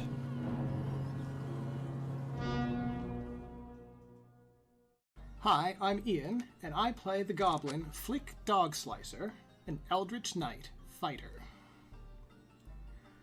Once upon a time, there was a goblin named Flick. That's me. He was a good egg, but as a recently emancipated man, he didn't necessarily have the finest grasp on the rules of free society, and often ended up on the wrong side of the law. So anyway, I'm in this back alley, minding my own business, rooting through the trash, when this old guy in a blue dress and a big floppy hat with stars and crap all over it comes out of nowhere screaming, "Oh my god, it's a goblin," and starts shooting fire out of his hands at me. So I shanked him. I didn't mean to kill him per se, but, heat of the moment and all that. Now even I knew how this would play out with the guard, so I'm looking for a quick escape. But this old guy didn't even have the courtesy of carrying a coin purse, just this big stupid book. So, yoink, and I beat feet to the pier and sign aboard the first ship that's looking for crew. Long story short, with enough time and patience, even a bozo like me can figure out a little magic from that big old book. I joined a good crew and enjoy my life as a seafaring mercenary, trying to keep ahead of the law and maybe make a coin or two for myself. The end. By Flick. Greetings, tale seekers and story watchers. I am Devon, medieval enthusiast and D&D veteran since my 11th birthday when I received the 3rd edition starter set. Led to a bit of a collection. I will be playing the part of Tayland Wavesinger, human bard and mariner, master of the weaponized sea shanty. Oh, it'd be alright if the wind was in our sails. Tayland is a man slowly being consumed by his own faults. He drinks far too much, and has quite a ruthless disposition against those he dislikes. But he still tries to do what's right when he can. As for his goals, well, I'll let him tell you. Oh, me name is Tayland Wavesinger, and I quickly tell to you of a man that I am a-hunting across the ocean blue, with power over the sea and sky. Believe me when I say that when I finally find the bastard, it'll be his last day.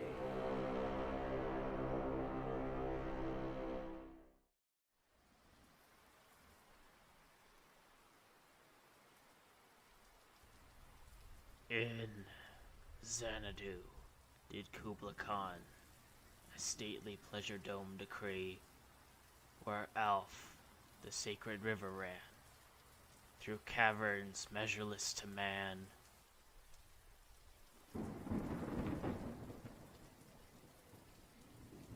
Down to a sunless sea. Torque is a Tortle barbarian, presumed to be the sole survivor of the Loggerhead tribe. Even by Tortle standards, Torque is a taciturn individual, never deigning to use 5 words where 2 will suffice, and as such has been less than forthcoming in sharing his personal history with his compatriots. What is known of Torque is that he was discovered on a remote island by a passing merchant vessel, having apparently been marooned there for some years in the wake of a shipwreck which destroyed the rest of his tribe.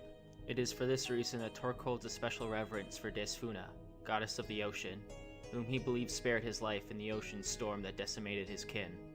Having spent the better part of a decade in near total isolation, Torque is unfamiliar with the ways of the modern world, and his social skills are somewhat lacking. It is perhaps for this reason that he has chosen to align himself with allies who are blessed in the gift of gab, as he continues on his pilgrimage, the destination of which is unknown even to himself. Hi everyone, my name is Jack, and I am not a professional voice actor or performer by any means. However, I do have a serious passion for tabletop RPGs, and I hope that you enjoy this upcoming game as much as we're going to enjoy playing it.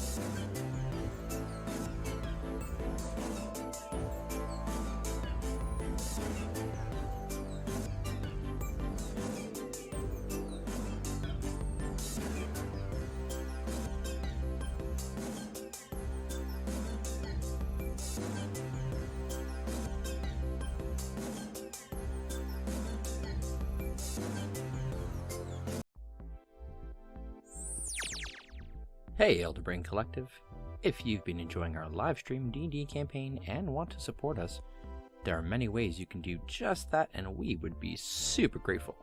Seriously, it'd be awesome. First, of course, make sure you're following us on Twitch.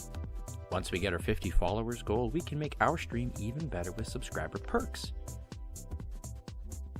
Then, be sure to follow our Twitter account.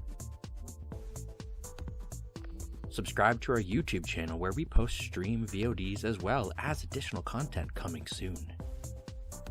Of course, you can listen to audio transcripts of our stream on Podbean if that's your preference. Of course, you'll miss out on our handsome faces, but you get our incredible voices, so it's pretty good. You want to hang out with the collective and chat D&D and, well, everything else? Head over to our Discord server. It's open to anyone who wants to join. Finally, we've just launched our Patreon page, which is the optimum and best way to support us. That's redundant. Optimum is best. Each tier gets you additional perks, including exclusive Discord emotes, monthly digital content, behind-the-scenes info and creature stats, and, for the truly faithful, you can even gain power over the PCs in-game, live on stream, and have an impact on what happens next. I think that's pretty awesome. We'd love your support. You can find the links to all of our sites on our link tree. Check out linktr.ee/elderbrain, linktree/elderbrain. We hope to see you joining us soon as a member of the collective. Happy gaming, everyone. Alrighty, welcome back. So, we enter a period of transition and a little bit of downtime, where a month will fast forward. Obviously, we're not going to play out that whole month because boring. In real time. Although I bet Trillian would still like it. She still probably want to watch all of that, as you guys decorate each house in the... The next 10 episodes will be devoted exclusively to downtime. That's right, yes. Oh my goodness. Which is a slight step up from our usual 10 episodes of arguing about which door to open. It's also true. Now it'll be arguing which thing to buy in each shop. But anyways, so aside from helping with the repairs and whatnot, there are a few things that will need to be taken care of, and then some decisions that you guys will need to make as well. So one thing that you discover is that, so Dayland, I'm putting words together here. Dinara, as you discovered, the Radiant Dawn, is pretty beaten up. And it takes the better part of 3 weeks to fully repair it. And that is easily handled by the crew. However, you will need to sink some funds into it. Your existing treasure on board has remained secure. Hey. So you still have your bajillions of platinum, and you now have an extra 37,500 gold. So with a paltry sum of 200 gold, you can fix all that is needed on the ship, and an extra 100 to fully resupply. A lot of the cannonballs were lost. They, heavy, sunk. But yeah. So for 300, you can refit and repair the Radiant Dawn fully. All the money into the ship. All of it? No. You, I mean, that's a good place to store it, but I don't need all of the money will be used to make my cabin the best cabin. Luxurious. It's got an ensuite bathroom now. so Gold-plated slippers. I will point out that you're not going to be doing much shopping in tier because there's nowhere to shop currently. Well, yeah. I mean, yeah. So realistically, the money is going to be like presumably, like, eventually we'll have to use the money to rebuild. Okay, so question. Yeah. Because at the moment there's no real economy because the place is kind of underwater. Right. So would it be a better option for us to hold on to the money and like get like a trust fund going? So it's like, okay, so once things have sorted themselves out, this money can be used to help the rebuild. Or do we just straight up now just say, hey, everybody who helps clean up gets paid like double the average normal wage? and then like that super incentivizes people, or do we think that's probably not going to work that way? I mean, it would also stimulate the economy, which is Yeah, probably not doing super hot in here right now. I hear that's a good thing to do when everyone else is suffering for various reasons. So you can decide how much money, just whether it's bit by bit or lump sum, however, like what of the amount of money that you collected you want to presumably at some point we have to determine who's in charge of the town. So that is going to be part of the council, which we will get to in a moment.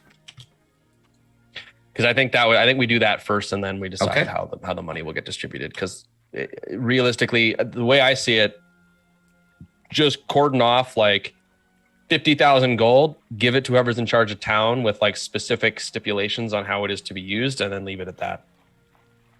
Yeah, because we have 86,000 worth of platinum, and platinum is how much gold? 1 platinum is 10 gold, I think. Well, it's just 86,000 is gold platinum value. Oh, I see. About 8,600 platinum. So if we just drop 80,000 gold on the town and say, here, fix the town, like it'll get done. Oh yeah. Like we don't even need to be here once the initial stuff has which would take about a month, has been sorted out. Let's hold that to the council, which we'll get to in a moment here. Now I know two of you, so Dinar and Flick, were going to exchange spells. We were. Yep. Or we are. So over the course of the month, say that is more than capable, or more than possible for you all to do. All right, so yeah, we take 1,000 gold out of the group's coffers to do that. Okay. Ooh, and I'm going to click the long rest button and remove my rest button. Yes, obviously you all Long rest, yes. yes. Right. And yeah, clearly your being dead pain will go away now. Good old Flick, not having to deal with the consequences of his actions. Feeling something I mean, at we had to all. deal with the consequences of his actions. So you'll see on the map here, the redrawn map of Valtir, and we'll get to that in a moment as well. There are a few things to note. So there has definitely been more water drawn. The new town hall, which is marked as number 2 there, that is sort of where base of operations has been set up.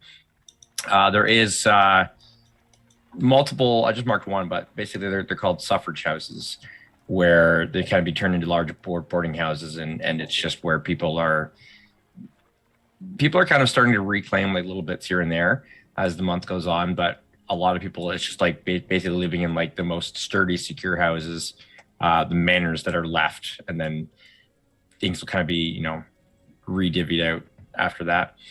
A new guard barracks has been established. The guard have renamed themselves the Valtirian Guards.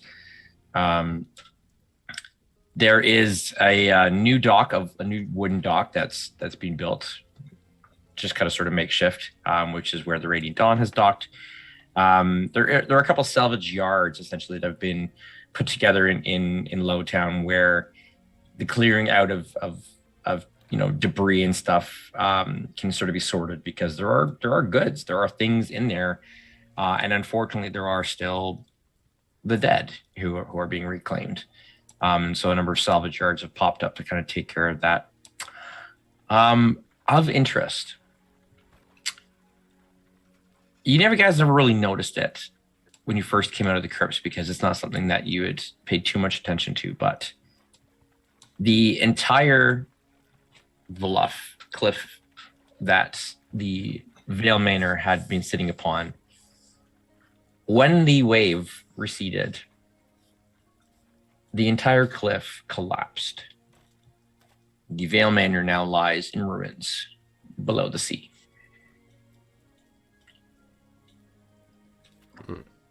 That is marked by number 7 there.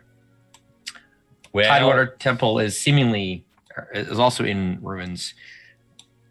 The small egg has not been found. Also, the grung.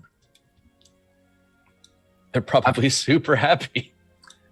They have come in a few, small numbers at first, tentatively, cautiously, offering to help in whatever ways that they can. Not much for general labor, but there's a few things that they've helped with, and they're very interested in establishing good relations with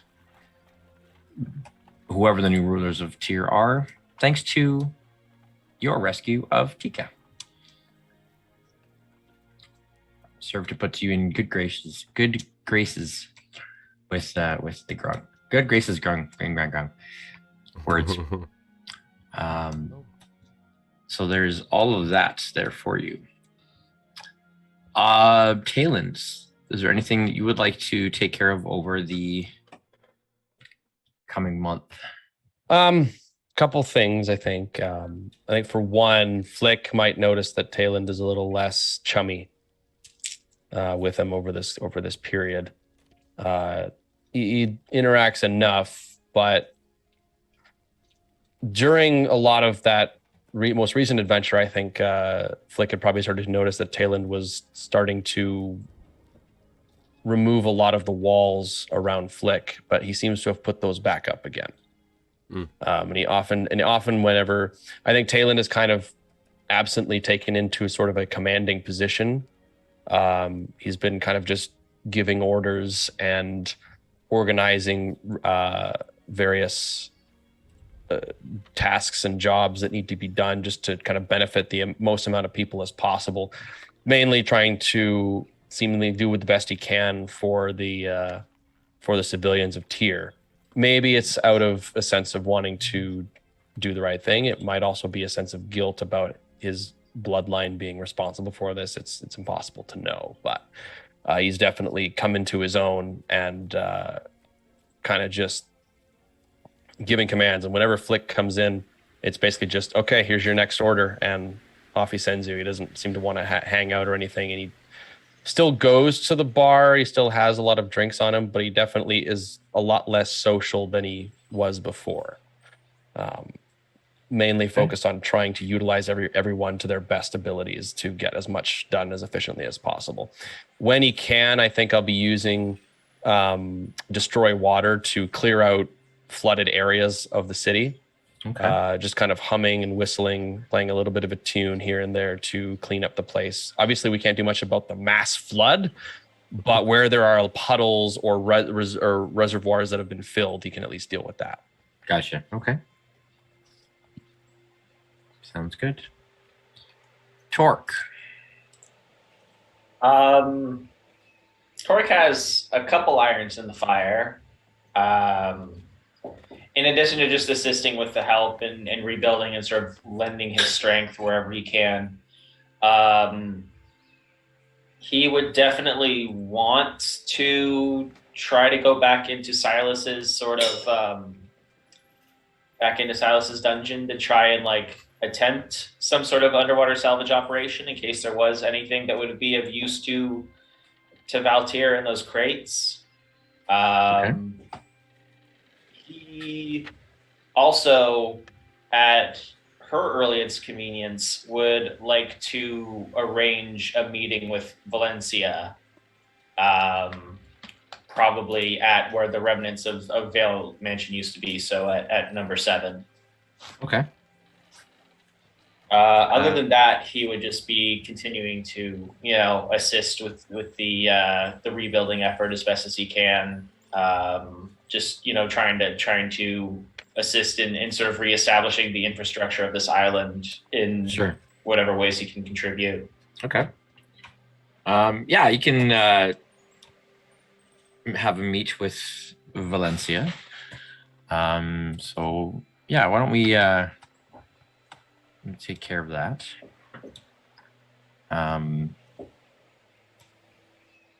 You want to just meet She does not breathe water. Naturally. It would be at the edge of what remains of the edge of where the cliff used to be. Okay, so like up so on the cliff. On the cliff, yeah. Okay.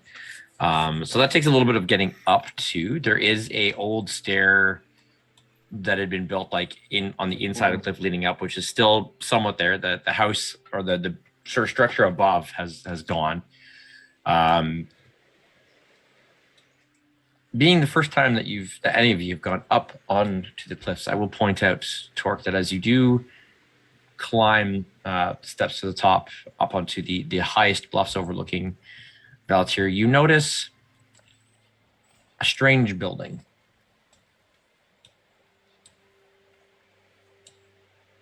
Looking Strange. very old, ancient, fully intact. There doesn't seem to be any way in. Cursory glance, the door is just completely sealed. There's like actually a stone wall that's kind of been built around it as well. And Torque will make a note to tell the captain about this later. Okay. Definitely file that away. He will go to the meeting point probably about like half an hour before the agreed upon time with Valencia. Okay. Just to kind of give him some time to sort of meditate and sort of choose his words carefully. And so when she arrived, she would find him just sort of staring out over the cliff, his anchor, his maul, just sort of like sitting beside him on the cliff's edge. Okay. Give me a perception check, if you would. Okay.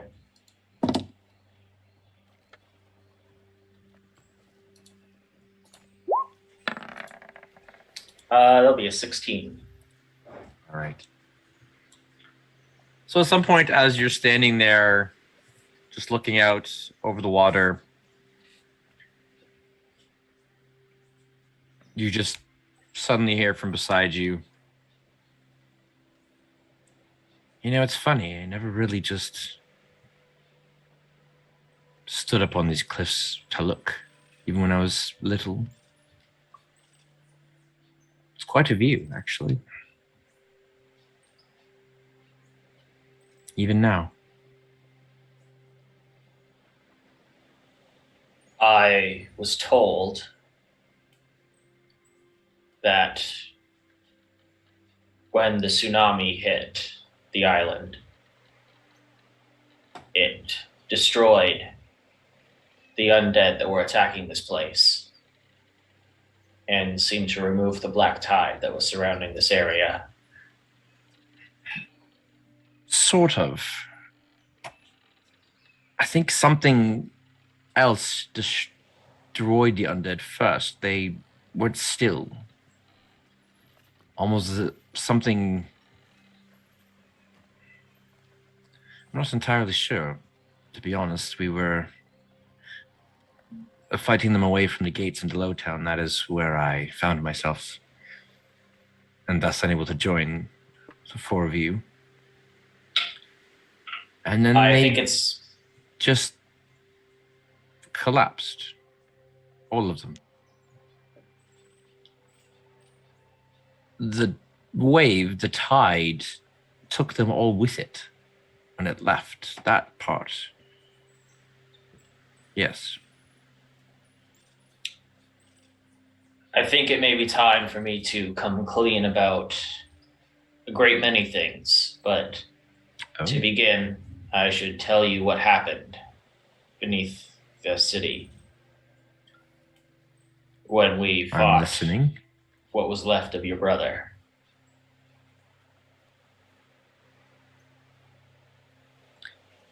You have my attention. Was given a choice about how to best use the last remaining dregs of Deshuna's power. In that moment, I made a decision to use what I had in order to deal a wound to the entity that was responsible for this, in the hopes that it would be weakened enough that we may stand a chance against it when it next appears. I felt her power, Valencia. I felt it leave me.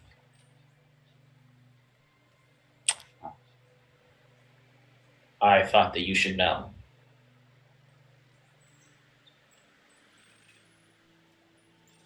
Well,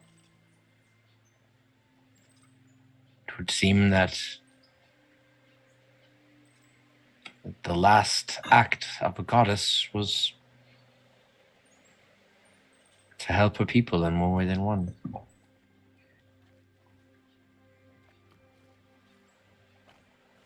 These last few weeks have given me a lot to think about in that regard. When Desfuna spared my life, I spent 10 years marooned on an uninhabited island. I told myself that by staying there, this was an act of penance and atonement for the great many sins that I had committed, for the lives that I had taken unjustly. I see things slightly different now. I don't think that what I was doing was penance, although the guilt that I feel is, in my opinion, deserved.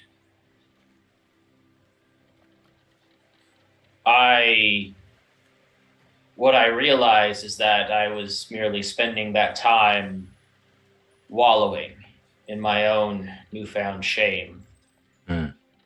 Had I have wanted to, I could have become an instrument of Desfuna and carried out the mission she had in mind for me much sooner. And perhaps some of what's happening right now could have been avoided, mitigated. Torque stands up and picks up his maul. What I have done is unforgivable. Any attempt I make at reconciling my past is not entirely conducive to ensuring a brighter future. I will still carry this guilt with me, possibly for the rest of my life. But if we are to stop this threat, I can no longer let it weigh me down. As she'll watch as Torque will drop his maul off the edge of the cliff. Oh, dang. I hope you looked down first to make sure there wasn't some poor sap walking around. Well, he's dropping it into the ocean. He's dropping it into the water. Wow. She respectfully just listens the entire time. And even stands there with you a moment after you drop the anchor.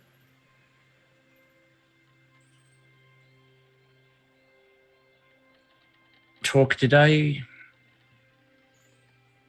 tell you about the goddess that my order serves? Not in any great detail. We are devoted to Naya, goddess of balance. You say that your actions are unforgivable. And yet Desfuna chose you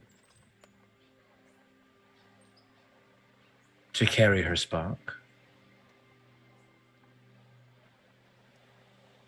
She chose you, in the end, to channel her last power through.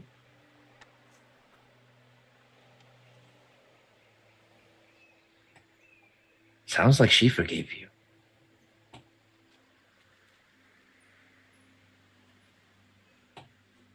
I don't think you will find anyone else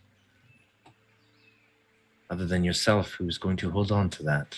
I'm not telling you that you can just forget about it. Trust me, I have a lot of things in my past that I am still trying to atone for in some ways, but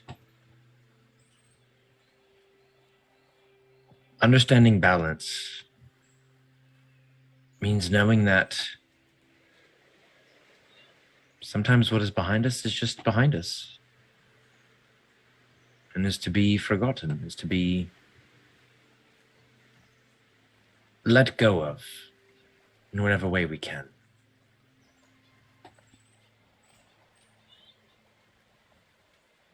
Your time will come.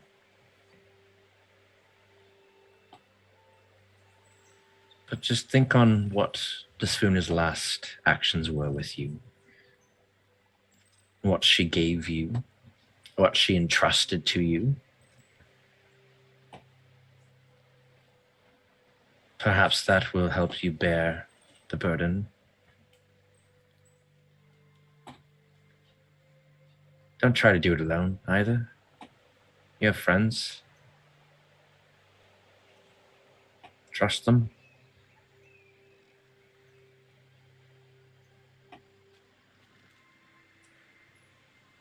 Your cousin, I suppose. Ah, yes. That was an interesting revelation at that. He reminds me of my younger self.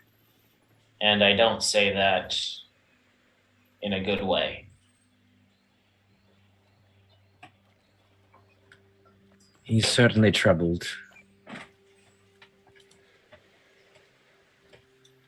I don't suppose there's anything that you can tell me about his father, your uncle. Sadly, no. Never met him. I spent, in truth, only a few years here. 5, 6, maybe.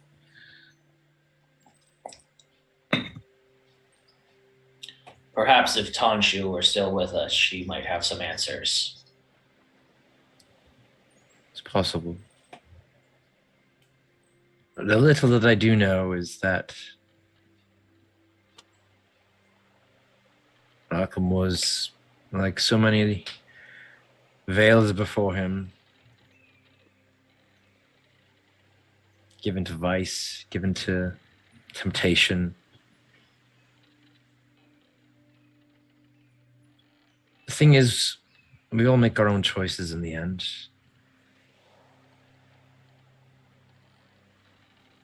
Unless we literally aren't and we're dominated or controlled by some goddess or god or beast or whatever else. I mean, that's a scary thought to think of, but... Or the ghost of a dwarf. Yes, that, sure. A long story. He's going to have to find his way, though. He's going to need his friends. You're going to need to take care of him. Take care of each other.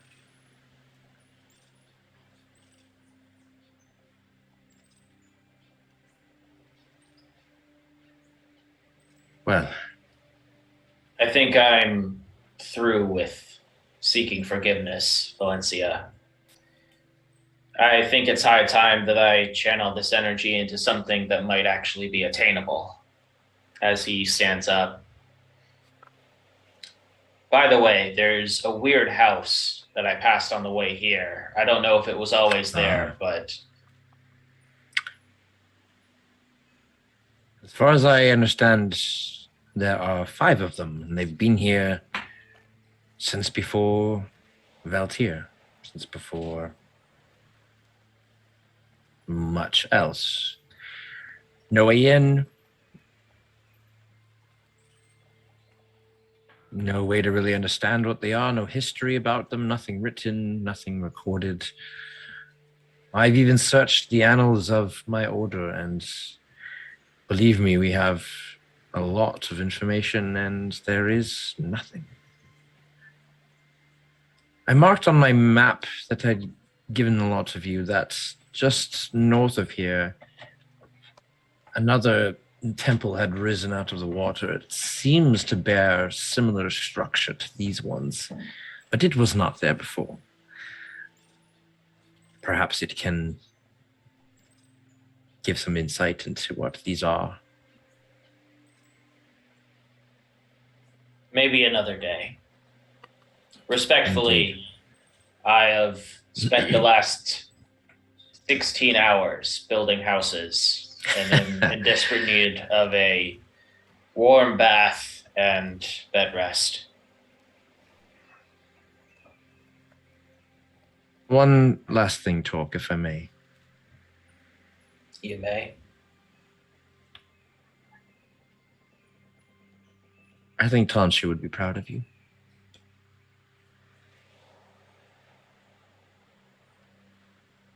Hold on to that. She actually raises up a little bit and gives you a little kiss on the cheek.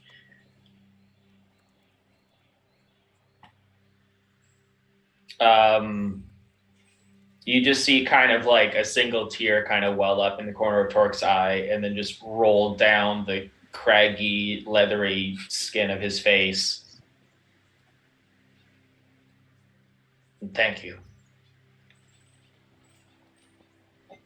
That's what friends are for. By the way, how far down do you think this cliff is?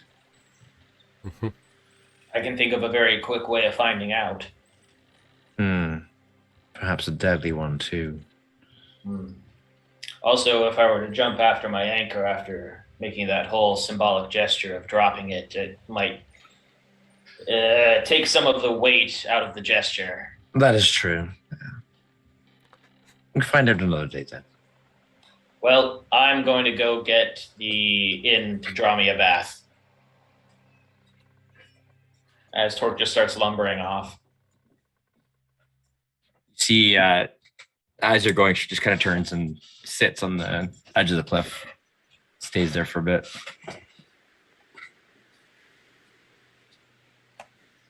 Yep, Torque will leave her to it and return back to the High Town proper.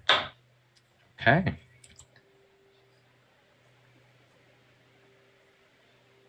So, after, we'll say after about 2-3 weeks or so, kind of in there, a council is called, gathering of the current leadership chosen from amongst the people, as well as yourselves, to determine the fate of Valtier.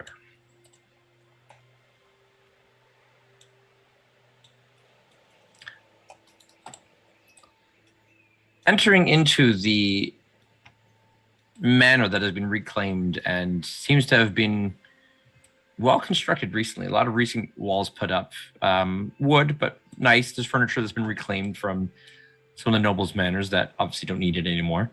And it's very, very nice hall, very wide and well lit, with polished windows and warm fireplaces to give a nice glow to it.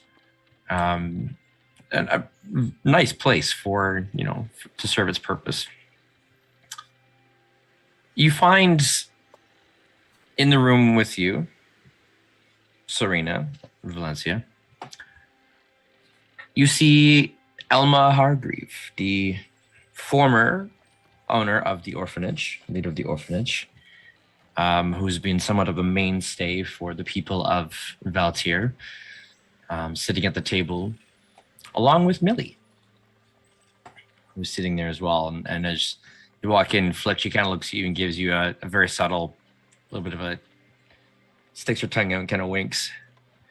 Oh, I will totally, in her ear, minor illusion.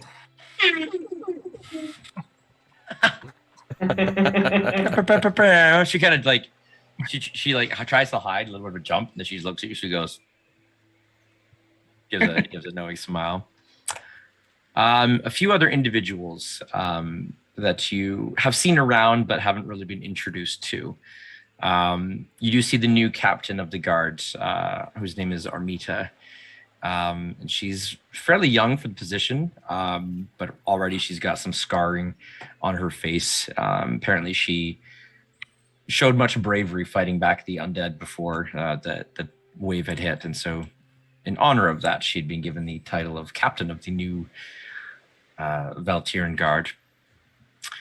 There are 3 people chosen from the citizenship, and they are what the position essentially is citizen-elect, merchant-elect, and laborer-elect to represent sort of the interests of the people. There is Cyril Porridgepot, a stout halfling woman who represents the citizenship. Dworik Morigak, a gruff dwarven male with thick black beard. He's got some gold rings. Seems to have been in there for a long, long time. His beard's grown around it. One of the lesser merchants. So the town had been split previously. There were the high merchants who were allowed into high town, and the lesser merchants who sort of ran things down below. And sort of as one of the long-serving lower merchants, he's been elected to that position. And there is a middle-aged man with sort of blackish brown beard growing down halfway to his chest, who introduces himself as Owen, and he represents the laborers. He's Torque. If you've been building houses, you actually probably would have met Owen and worked alongside him. He's done a lot of work in, building houses, construction, that sort of thing. We'll probably just give him a nod on the way in. Yeah. And as you all come in and join, there are a number of guards who are standing around, and the captain, who is invited to sit by Alma, but she politely declines and indicates that she will stand with her guards, as is her duty. And once everybody's seated, Alma Hargreaves stands, seemingly taking lead of this meeting. Just, I'm looking back through my notes, but Elma is the one who was running the orphanage, right? That's what I said. Yes, correct. Okay, yeah, good. Yes, she was the orphanage owner / leader, etc. Okay. Where did my music go for that one?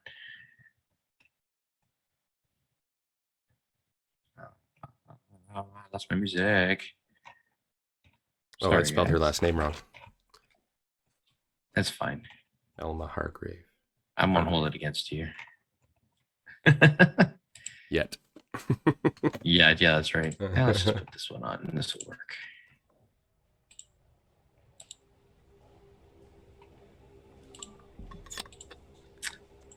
Alma stands. Yes, well, thank you everyone for coming. As I have been elected to serve as chair of this temporary council, it's fallen to me to set things in motion. So since we are all here, introductions have been made. We will waste no time in proceeding with, what is urgent, but also we needed to see to other things, of course, before getting to this. It is time for Valtier to determine its future. Who will lead? What government, if any, will be in place? Things along those lines. There are a few things that need to be addressed before we can determine that, however. As it stands, Serena, or Valencia Vale, as the last remaining child of the previous lord and brother to Eddard, the title would, by default, go to you. And she doesn't even finish speaking before you see Serena kind of stands up and says, I publicly renounce all claims to the Vale title and everything that comes with it. I have no interest. in ruling. I have no interest in being a part of that. And she just sits back down. Sure, insight, yeah. Yeah. Flick is still just 17. Just there's something going on. He's still convinced. She seemed, her renunciation seemed legit. Like you could hear pain in her voice as she said it, and she was like, I don't want it. She seemed genuine from what you can tell. Okay. Okay. Win this round. No sooner does she sit down, and then Elma sort of says, right, okay then. In that case, as it has come to our attention that there is another Don't even think about it. surviving Oh, geez. veil. Yeah. I'm so tempted to go on, carry on. No, go. This is kind of like the political equivalent of telling the restaurant server that it's your friend's birthday. Listen, this town needs good leadership as much as the next town does. We definitely can say that it has not had the best leadership for quite some time. Before you continue, I was not finished. Oh, very good. There is protocol, and we will see to it, please. I have not yet named you, but since you have spoken, let it be known that Tayland Wavesinger is of Veiled descent, and thus the last remaining heir to the Veil title. That does not immediately indicate that he will lead, as we are to determine what leadership will look like. But, Talon, do you wish to claim the title of Lord or renounce?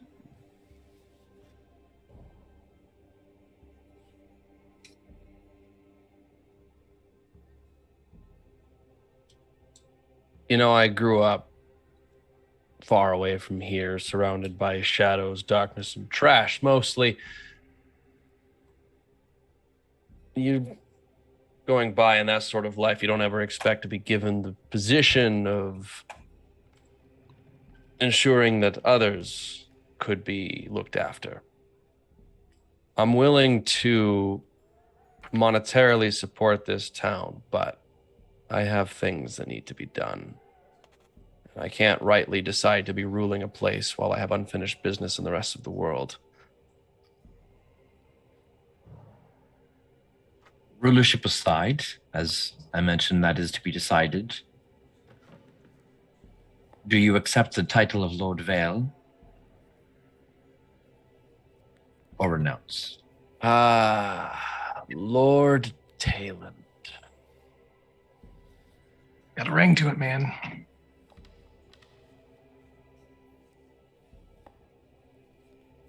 It is quite tempting, though. An absent leader is no better than no leader. About a month ago, I wasn't the Vale as far as anyone was concerned. Not being a Vale has not really had much. Yeah.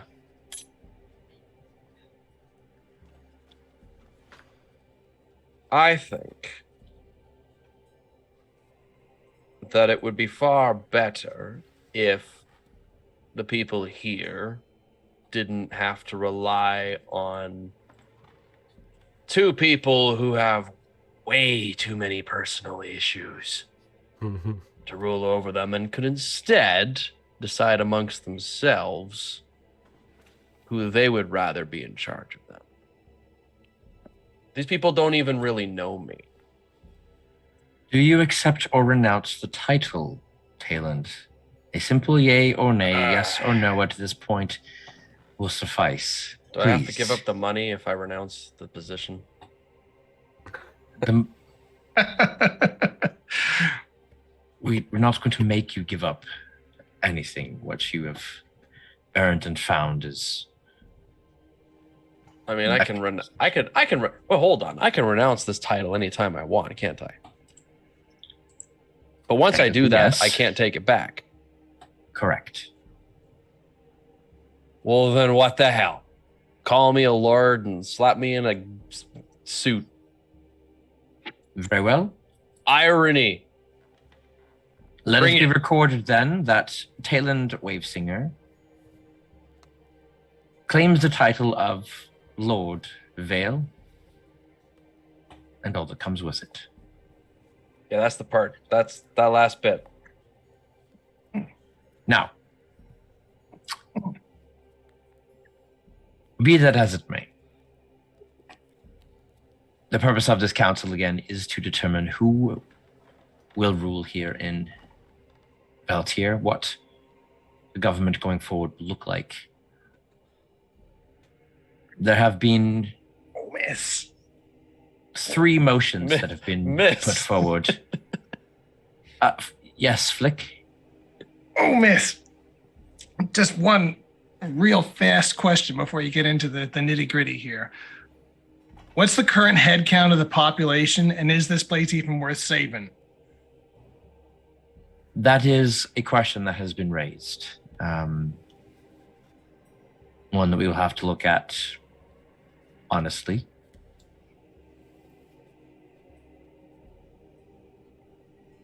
Well, since that question has been raised, perhaps we can get to that. There has been talk about whether we stay at all or if we leave and find a new home. I will tell you that the majority that I have heard wish to stay. There is strength in these people. Desfuna or no Desfuna, this is their home, and they want to rebuild it. They want to reclaim it and thrive.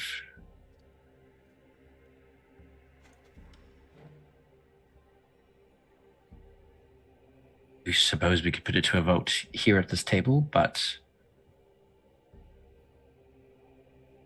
I have a feeling I know where that vote would lead. Yeah. How many mouths are we feeding here? That's the other question that kind of buried in there. Sorry. Well, we currently have, that we know of, who are still living, just under 600. The refugees who left numbered roughly a third of that. We don't know whether they made it to safer shores or not, but we're looking at about 600 or so. A sizable amount. Currently, we don't have homes for everyone. We are still making much use of the boarding houses, suffrage centers, but our own laborer-elect here, Owen, is optimistic that we can build even makeshift homes, temporary dwellings for the short term, and we have a whole forest of resources south of us, which the Grung have agreed to allow us to cut from.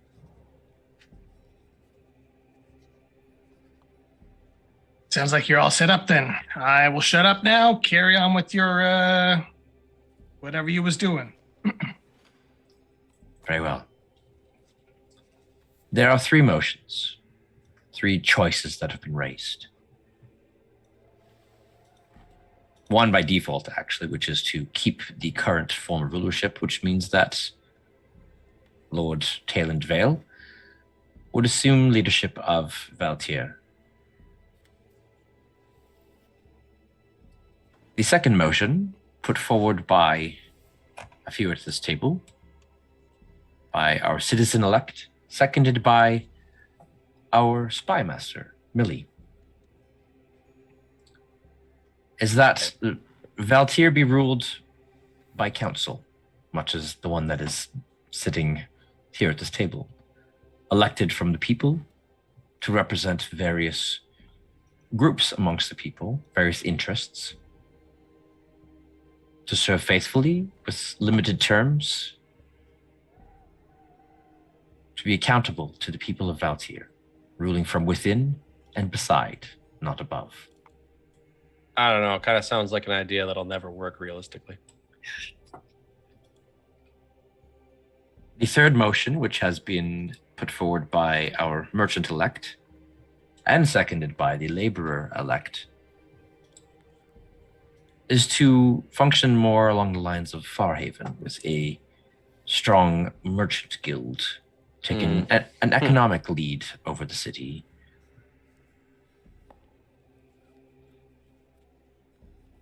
And so we come to a vote. Does being a lord give me more say in this vote? Or do I not get a say? You have a say, which is equal at this table for the time being. That's annoying because I don't have a valid argument against that. Your position is a little bit unique in that, as you yourself have mentioned, you did not grow up here. You've spent no time amongst the people. You have claimed the title by lineage alone, not by anything else. Isn't that just a bugger? And there are many who debate whether you should be given it at all.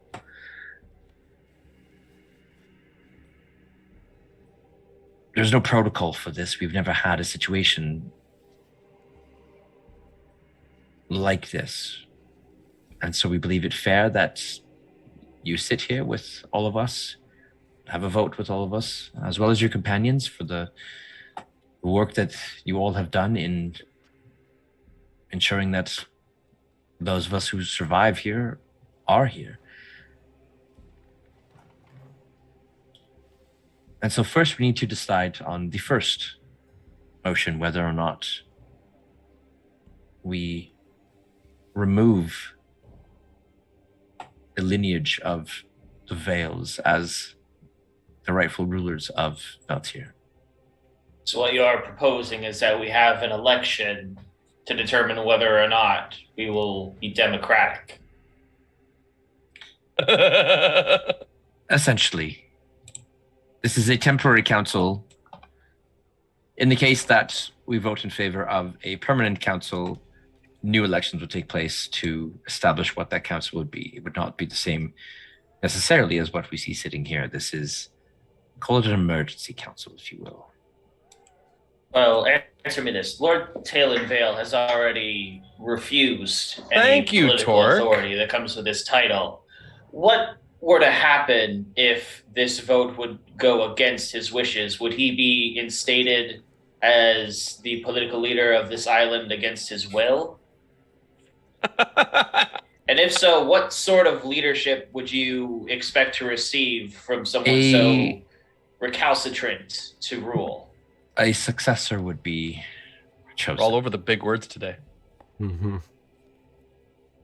A successor from where exactly? Tayland? Eh? Do you have any children? That's that you are aware Lord of? Talon to you, Torque. Lord Tayland. That's better. Do you have any viable heirs that you are aware of?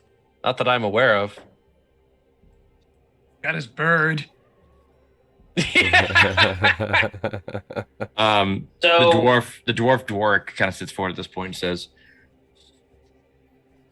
"Listen, as you say, Lord Talent, you've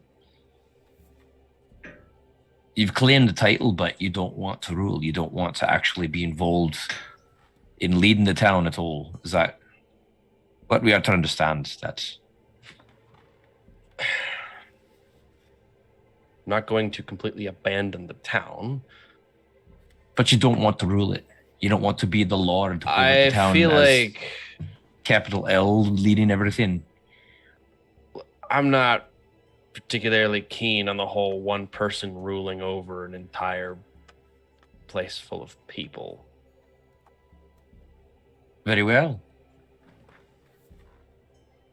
Well, if he's not willing, then I believe our turtle friend here, Torque, has a good point. That is there even point in voting on whether or not he leads?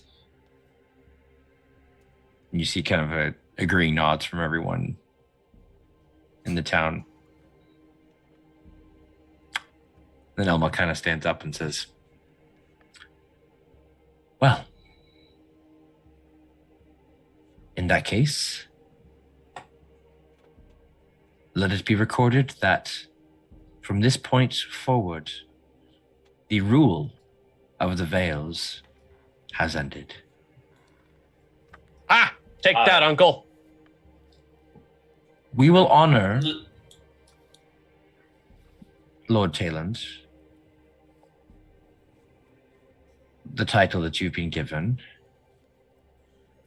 There is a keep. Small, well, it was a settlement at one point called Kias, across the bay. Is that the one that's underwater? That can be fixed. No, it is not. It is on the other side of Desfuna's Rim. Aha! Nice. The Lady estate. Hargreave, oh, sorry. The estate. Estate. And all that goes with it is yours. To use and do with as you see fit. Airbnb. You will be given. Taylor's gonna walk in there and just coat all the walls and just a glare of landlord white. He's gonna paint over the fuse box, all the light switches, the outlets. Just, yeah.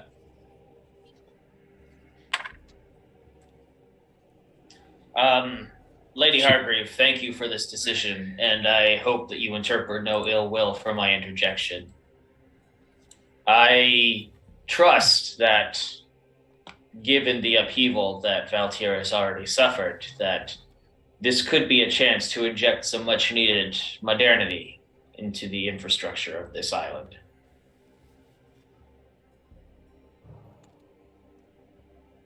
What exactly are you suggesting, Talk?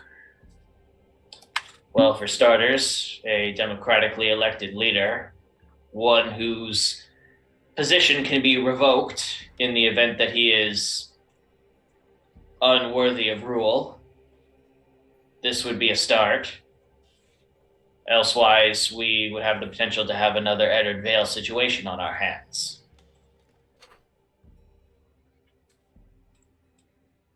Very well. It would sound that you are in favor of our motion put forward by Sarel and Millie to have a democratic council. Torque will just resume his seat.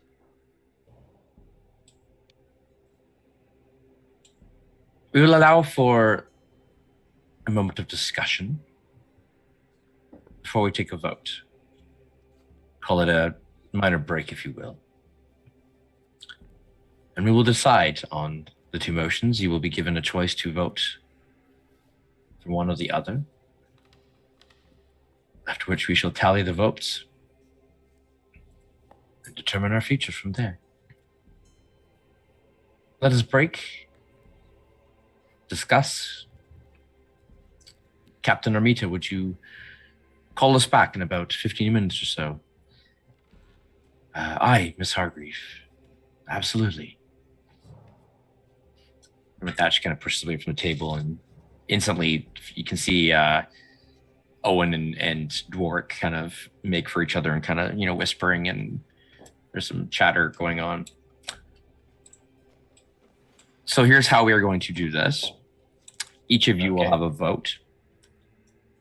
You also have an opportunity at this point to attempt to persuade other members of the council to vote in the direction that you choose. This is pro or anti-monarchy, essentially. Essentially, it's either elected council or merchantocracy, mercantocracy. What is it called? Something mercantile. A meritocracy. Yeah. Meritocracy is Yeah. Well, what are they? What do they want to set up? Capitalism. It's basically a merchant guild. There is a word for that. What is the word for that? oligarchy. Dystopia. Capitalism. Yeah, rule by the rich is oligarchy. Anyways, they want to have basically the money rule, or have an elected council. So, okay. So, the first thing we'll ask is Dinar. Mm-hmm.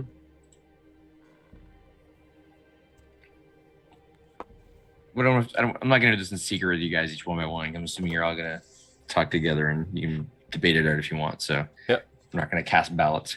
Dinar, which are you in favor of? The council.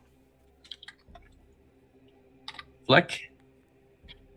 I'm going to give my vote to Millie because I don't friggin' care. Awesome. Talon?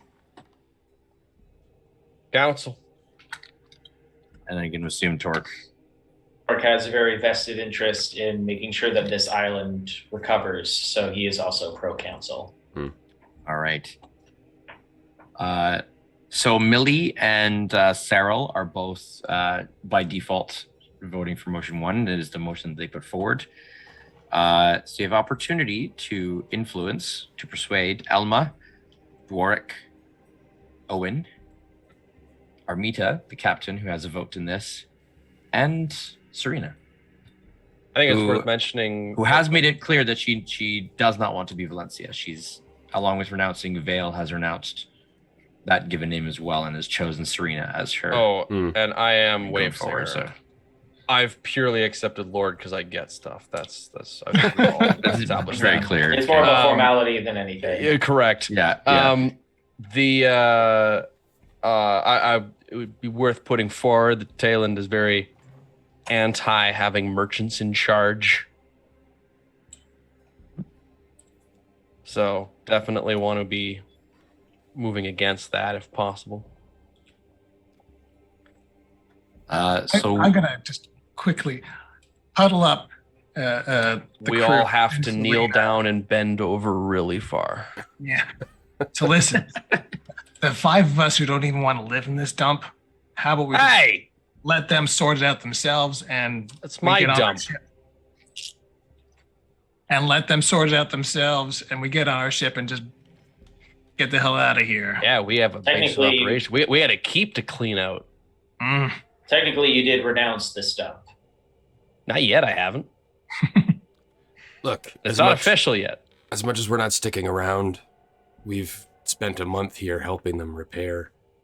I suppose we were a major part of restoring turning it into a dump in the first place. Said, well, not turning it into a dump, but relieving it from the terror that it was. Guys.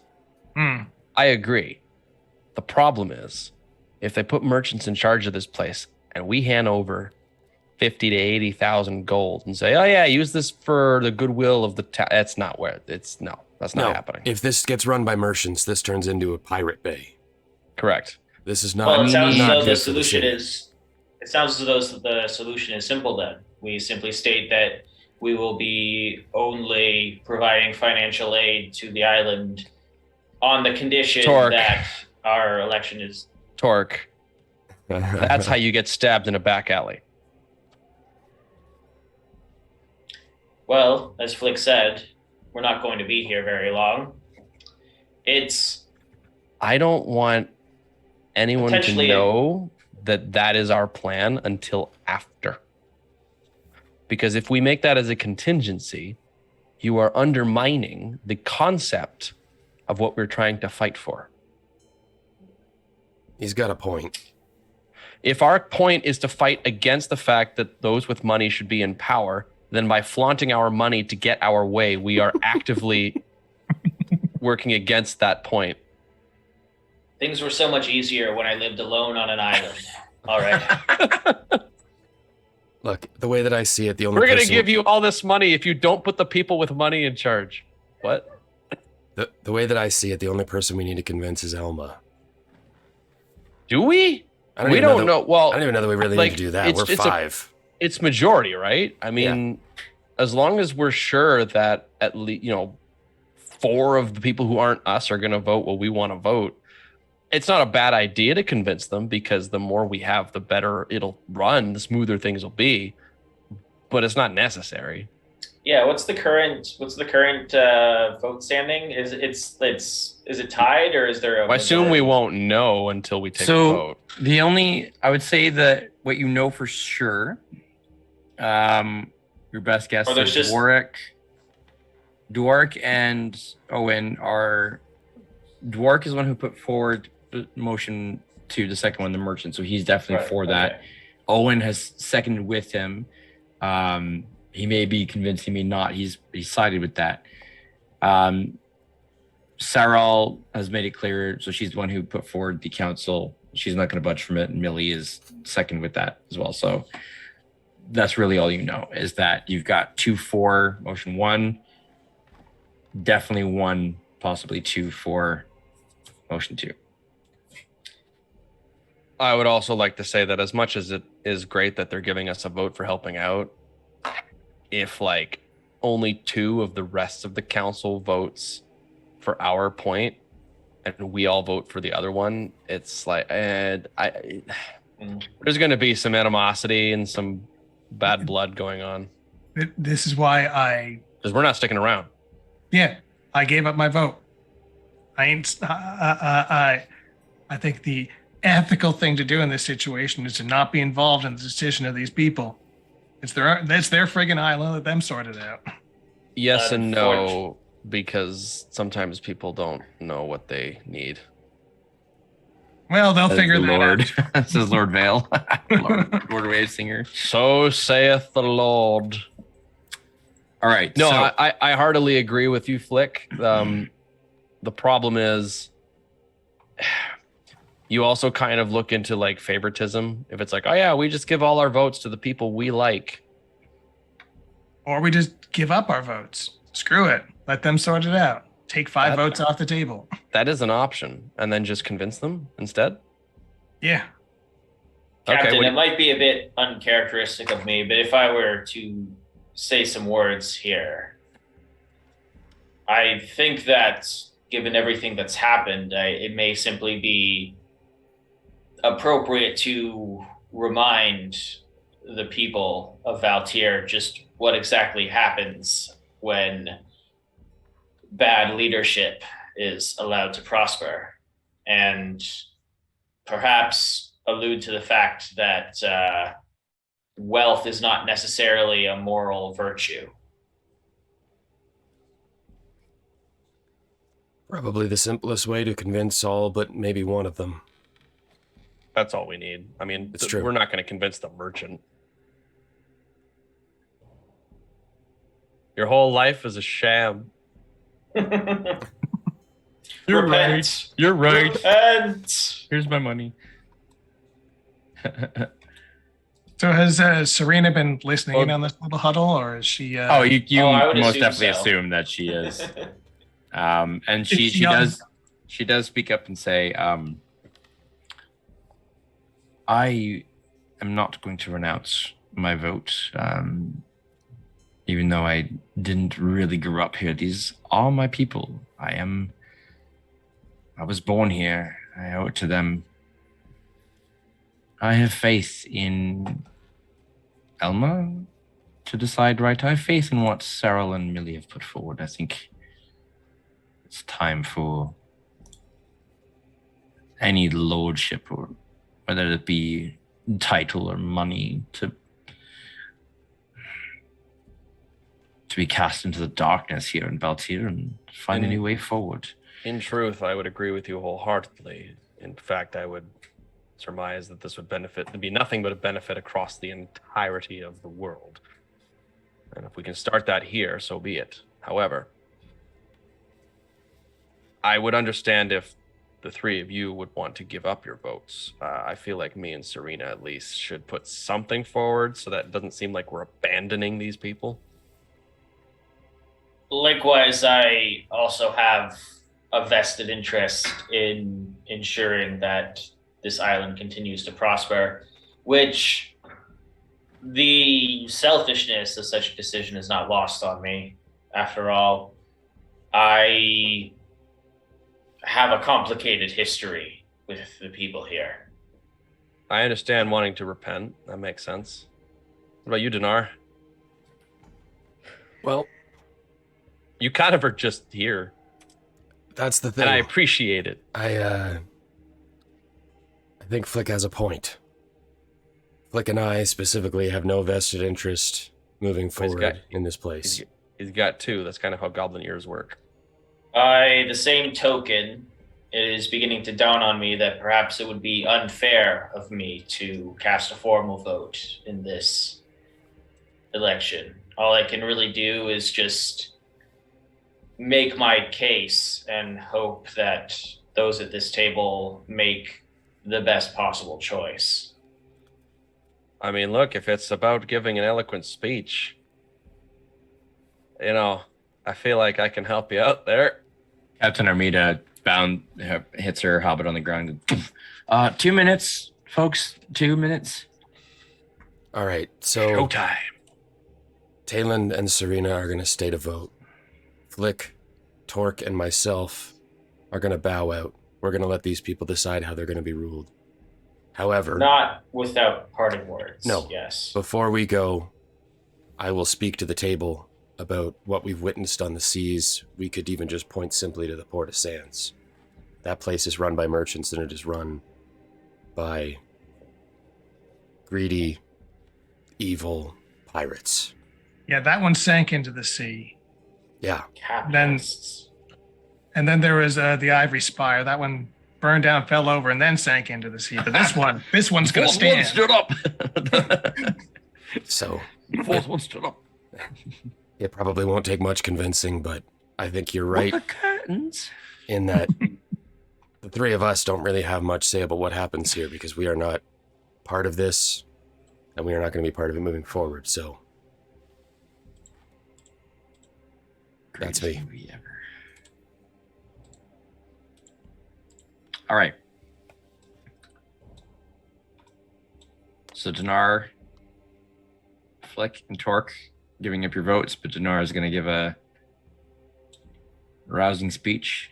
I don't know about rousing, but Dinar will give a speech, sure. Torque will kind of stand by, like he'll jump in if it looks like Dinar is starting to flounder, essentially. But otherwise, he'll just stand next to Dinar and just kind of put up a sort of unified front. Okay. He'll be his hype man. I'll move you guys sort of away from the More or table less. there. Armida will join the table for the vote. Alma, as everybody kind of gathers. Very well, you've had some time to discuss. We will now take this vote. Any final words? At that, Dinar will approach the table, standing. Dwark stands up even as you're coming in and says, "Let us not forget that currency is what kept us afloat here for a long time when the Veils had more or less abandoned us. Even before Eddard turned evil, he was nowhere to be seen. It was trade that kept us going here. And it's trade that's going to keep us going into the future. We need strong economic growth and a backbone and support. We've got connections that can help us get back on our feet, establish trade routes. Ah, that's all I have to say." He just sits down with a bit of a thump. While Dwark has a good point, there is no reason that his logic doesn't still make sense under the leadership of a council. Our ship has sailed. Our ship has sailed many of the waters here, and we have seen different cities, different towns, led in different ways. And the most destructive and dangerous of all of those places were the pirate bays. Can I, just to enhance this, like spill over a mug of water and then begin to cause the water to shape into various images detailing the stories Absolutely. he's telling? Go for it. What you need to understand is that while economy is going to help this town to thrive, to simply rely on the economy is to turn this place essentially into a bay of pirates. Run by people who are simply looking for their next dollar, their next score. This is not going to result in a civilization. This is going to result in a greedy mess. You thought the leadership was bad under a monarchy that was not present, that did not care, that was selfish. Imagine 20 of them, very armed, very willing to throw their weight around to get their way just so they can make more money.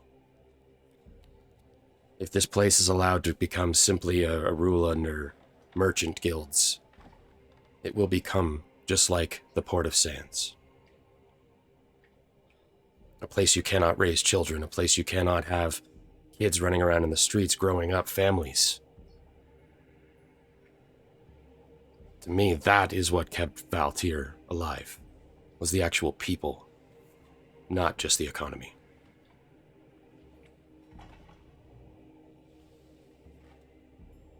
These people heads kind of nodding. Dinar will kind of look over his shoulder at Torque, kind of like, is that enough? Yeah? Torque will just add, Valtir has already seen the consequences of poor leadership. While we will not be participating in this election, all we can do is humbly request that Valtir going forward chooses its next leader carefully.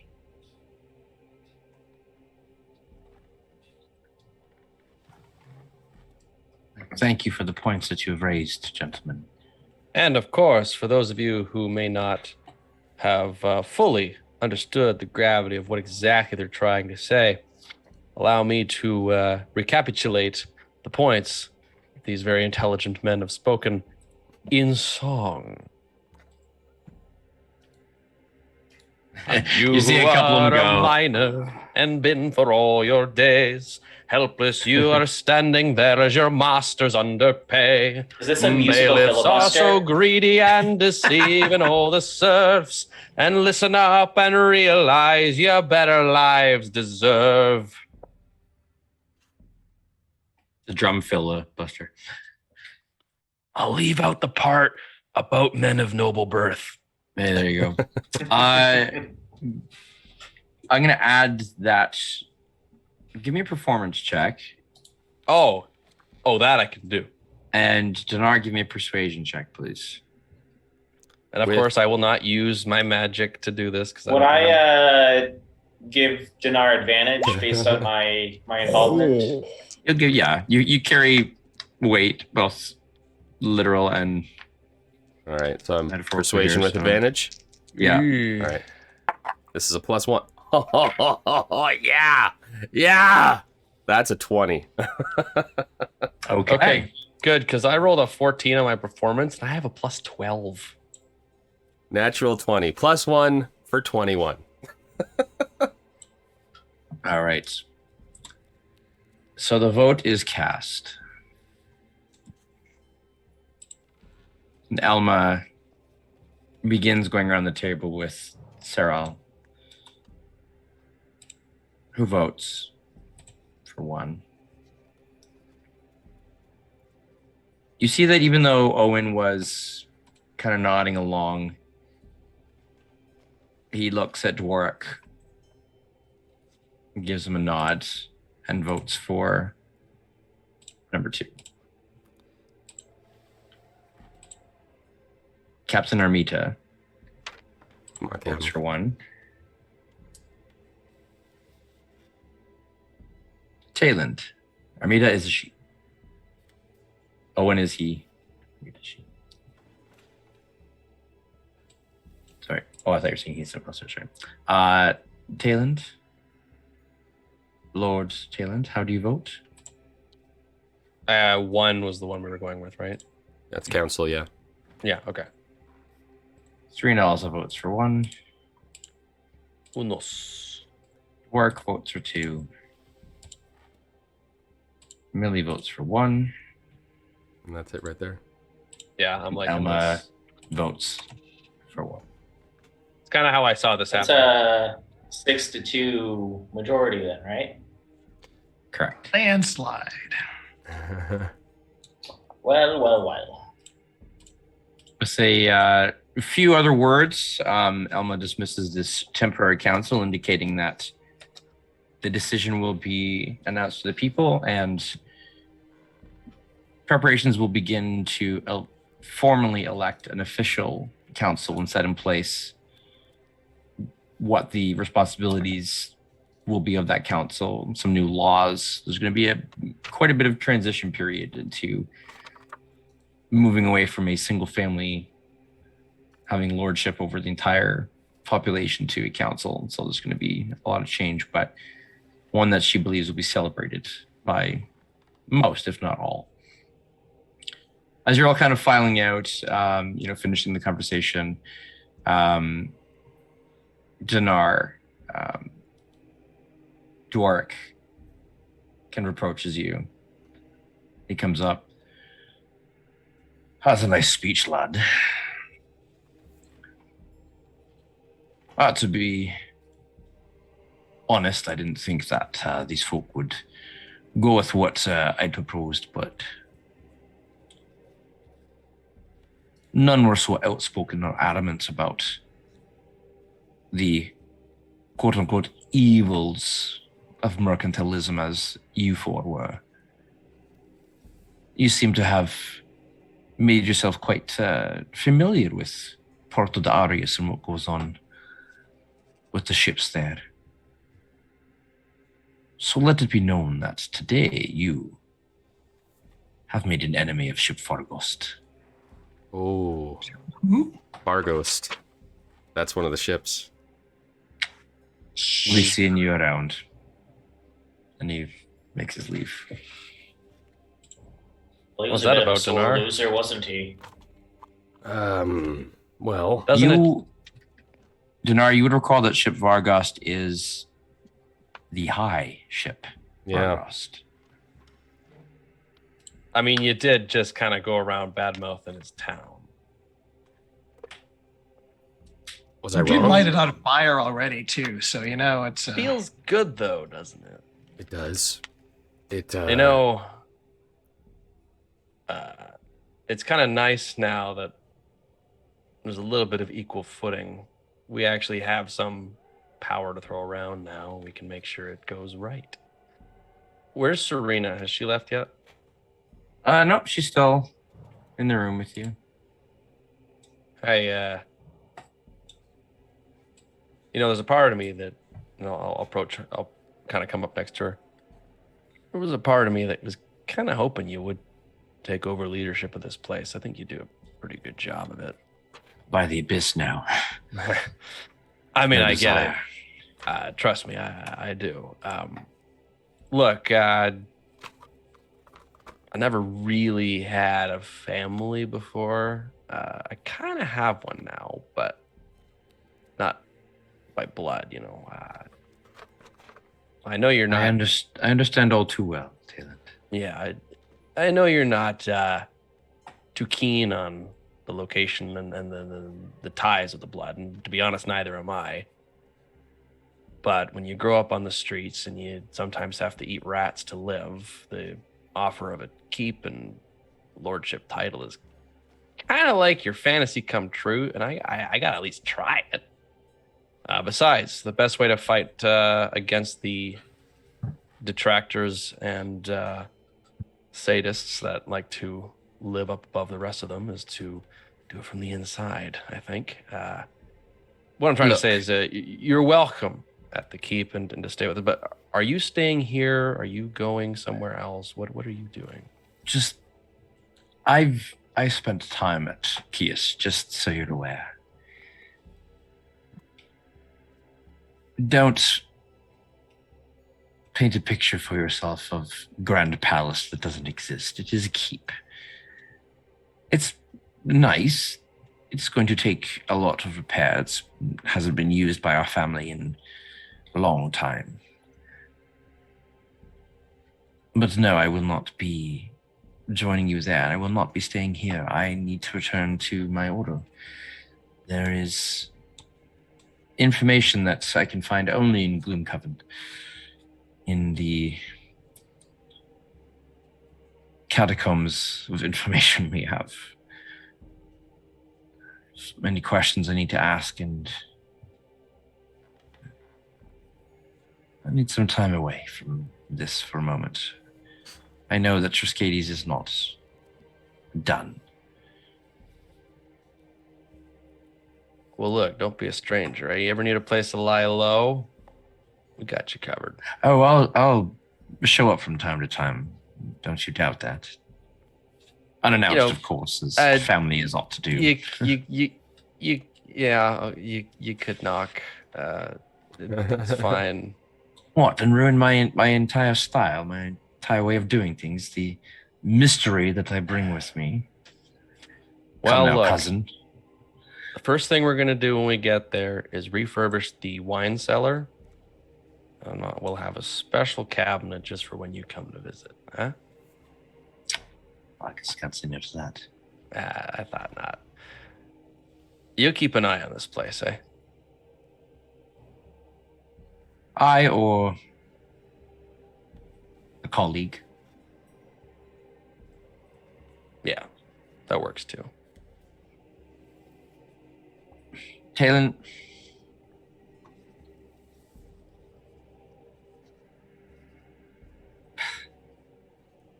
very uncharacteristically, she just quickly grabs you and gives you a hug. Gives you a pat on the back. There. Do yourself a favor.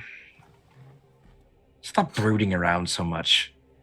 It pisses everybody off. And she walks away. Bye. The vote for the council, that's like days and days of deliberation, I assume. It's going to take a long time. Yeah. They have to set up the laws. They have to. So this council is going to set all that up, basically. I see. Okay. In that case, who do we want to... So this is what I want to do. You can help me understand the best way to do this. Ideally, I would like to donate as a philanthropic enterprise at least 50,000 gold, but that's a discussion for the party. Anonymously. As anonymously as possible. We're probably going to have to... I think they're going to know where it's coming from. I know, but... At least we're not openly taking credit. That's the point. And also, theoretically, one person will know, and if they ask where they got the money, they'll just say, and they can say whatever they want. But I want to make sure that it's done in a way where we're very confident it is going to be utilized correctly. There's the rub. I would say giving it to Elma. Yeah, that's kind of where I was leaning. Or the captain. That seems weird. Elma would be the... Elma is probably the better choice, yeah. Yeah. The choice, yeah. Okay. I would argue that just the 37.5 that we lifted from the vault. You think that should suffice, eh? That's their vault, after all. A lot of money. I think so, yeah. Okay, I'm fine with that.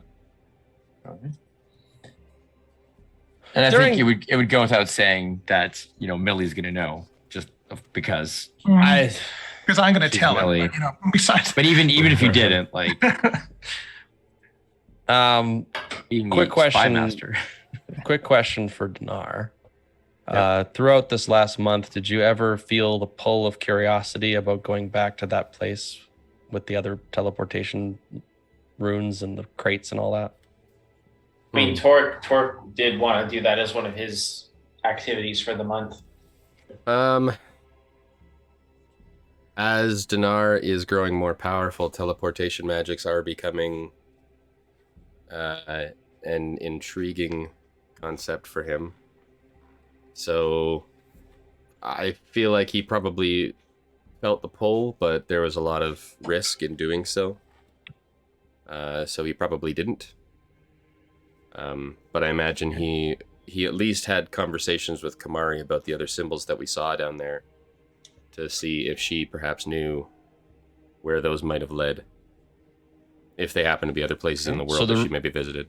The reason I bring it up is because we're probably leaving Tyr. Yeah. And likely not coming back for quite some time. It's true. Yeah, I mean that doesn't change my answer. That would still be okay. That would still we can't do it without you. So if you're not going to do it, then it doesn't get done. Which is well, if fine. you wanted to talk to Kamari about it stuff, yeah, we can. I made a note of that. We can touch on that next time. Can I say one thing before we close, or can I ask one thing before we close? You may. In the month that we've been sitting dormant, would it be possible for Dinar to have had a tiny silver cage made? I'm going to say, given the current situation in Valtier and the lack of a silversmith, yeah, probably not. Okay. There are no real silversmiths, goldsmiths, jewelers, anything like that at the moment. There's a bit of lacking in craftsmanship. That's fair. Okay. Why? That was the only other thing that Dinar would have wanted to do besides swap spells. He wants with, to cage a bird, that's why. No. Oh. I guess I could also say that part of Willie's had it too good for too long. Part of swapping spells with Flick is that Dinar now has a familiar. Oh. It's a little gecko. Ah, yes. Called Nyx. Love it. Nyx. Yep. Just happen to have one of these lying around. So Torque, Nyx the gecko. how's it feel to not be in the familiar club that we're gonna have we're gonna go have our regular meetings where we all talk about our familiars and how great they are. Dude, he's got relics. Oh, that reminds me. I mean, I'm unfamiliar with the familiars. That reminds me. I'm glad I just remembered. So Torque, your Warhammer, Whelming Wrath, has Allows reached me to summon a the familiar. no, but it has reached the awakened state. Oh. And now, in Okay. addition to being a +1 Warhammer, you deal an extra 1d10 bludgeoning damage against creatures with a swim speed Ooh. and against undead. Given It does not what stack against swimming undead. I mean, given what we've been up against so far, I have a sneaking suspicion that this might be relevant. A little bit. So anytime you attack a creature with the swim speeds or an undead, you deal an extra 1d10 bludgeoning damage. With Whelming Wrath awakened.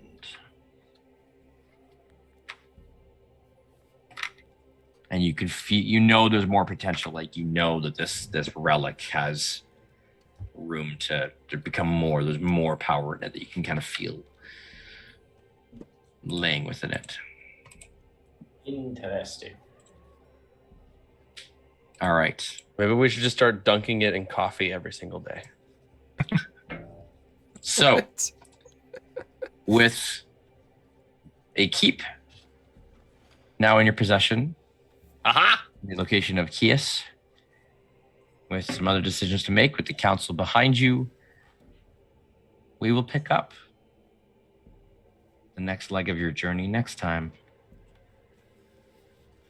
as we end tonight's session. And Thank of course, you should all refer to me as his lordship from now on. No. I will also accept Laird.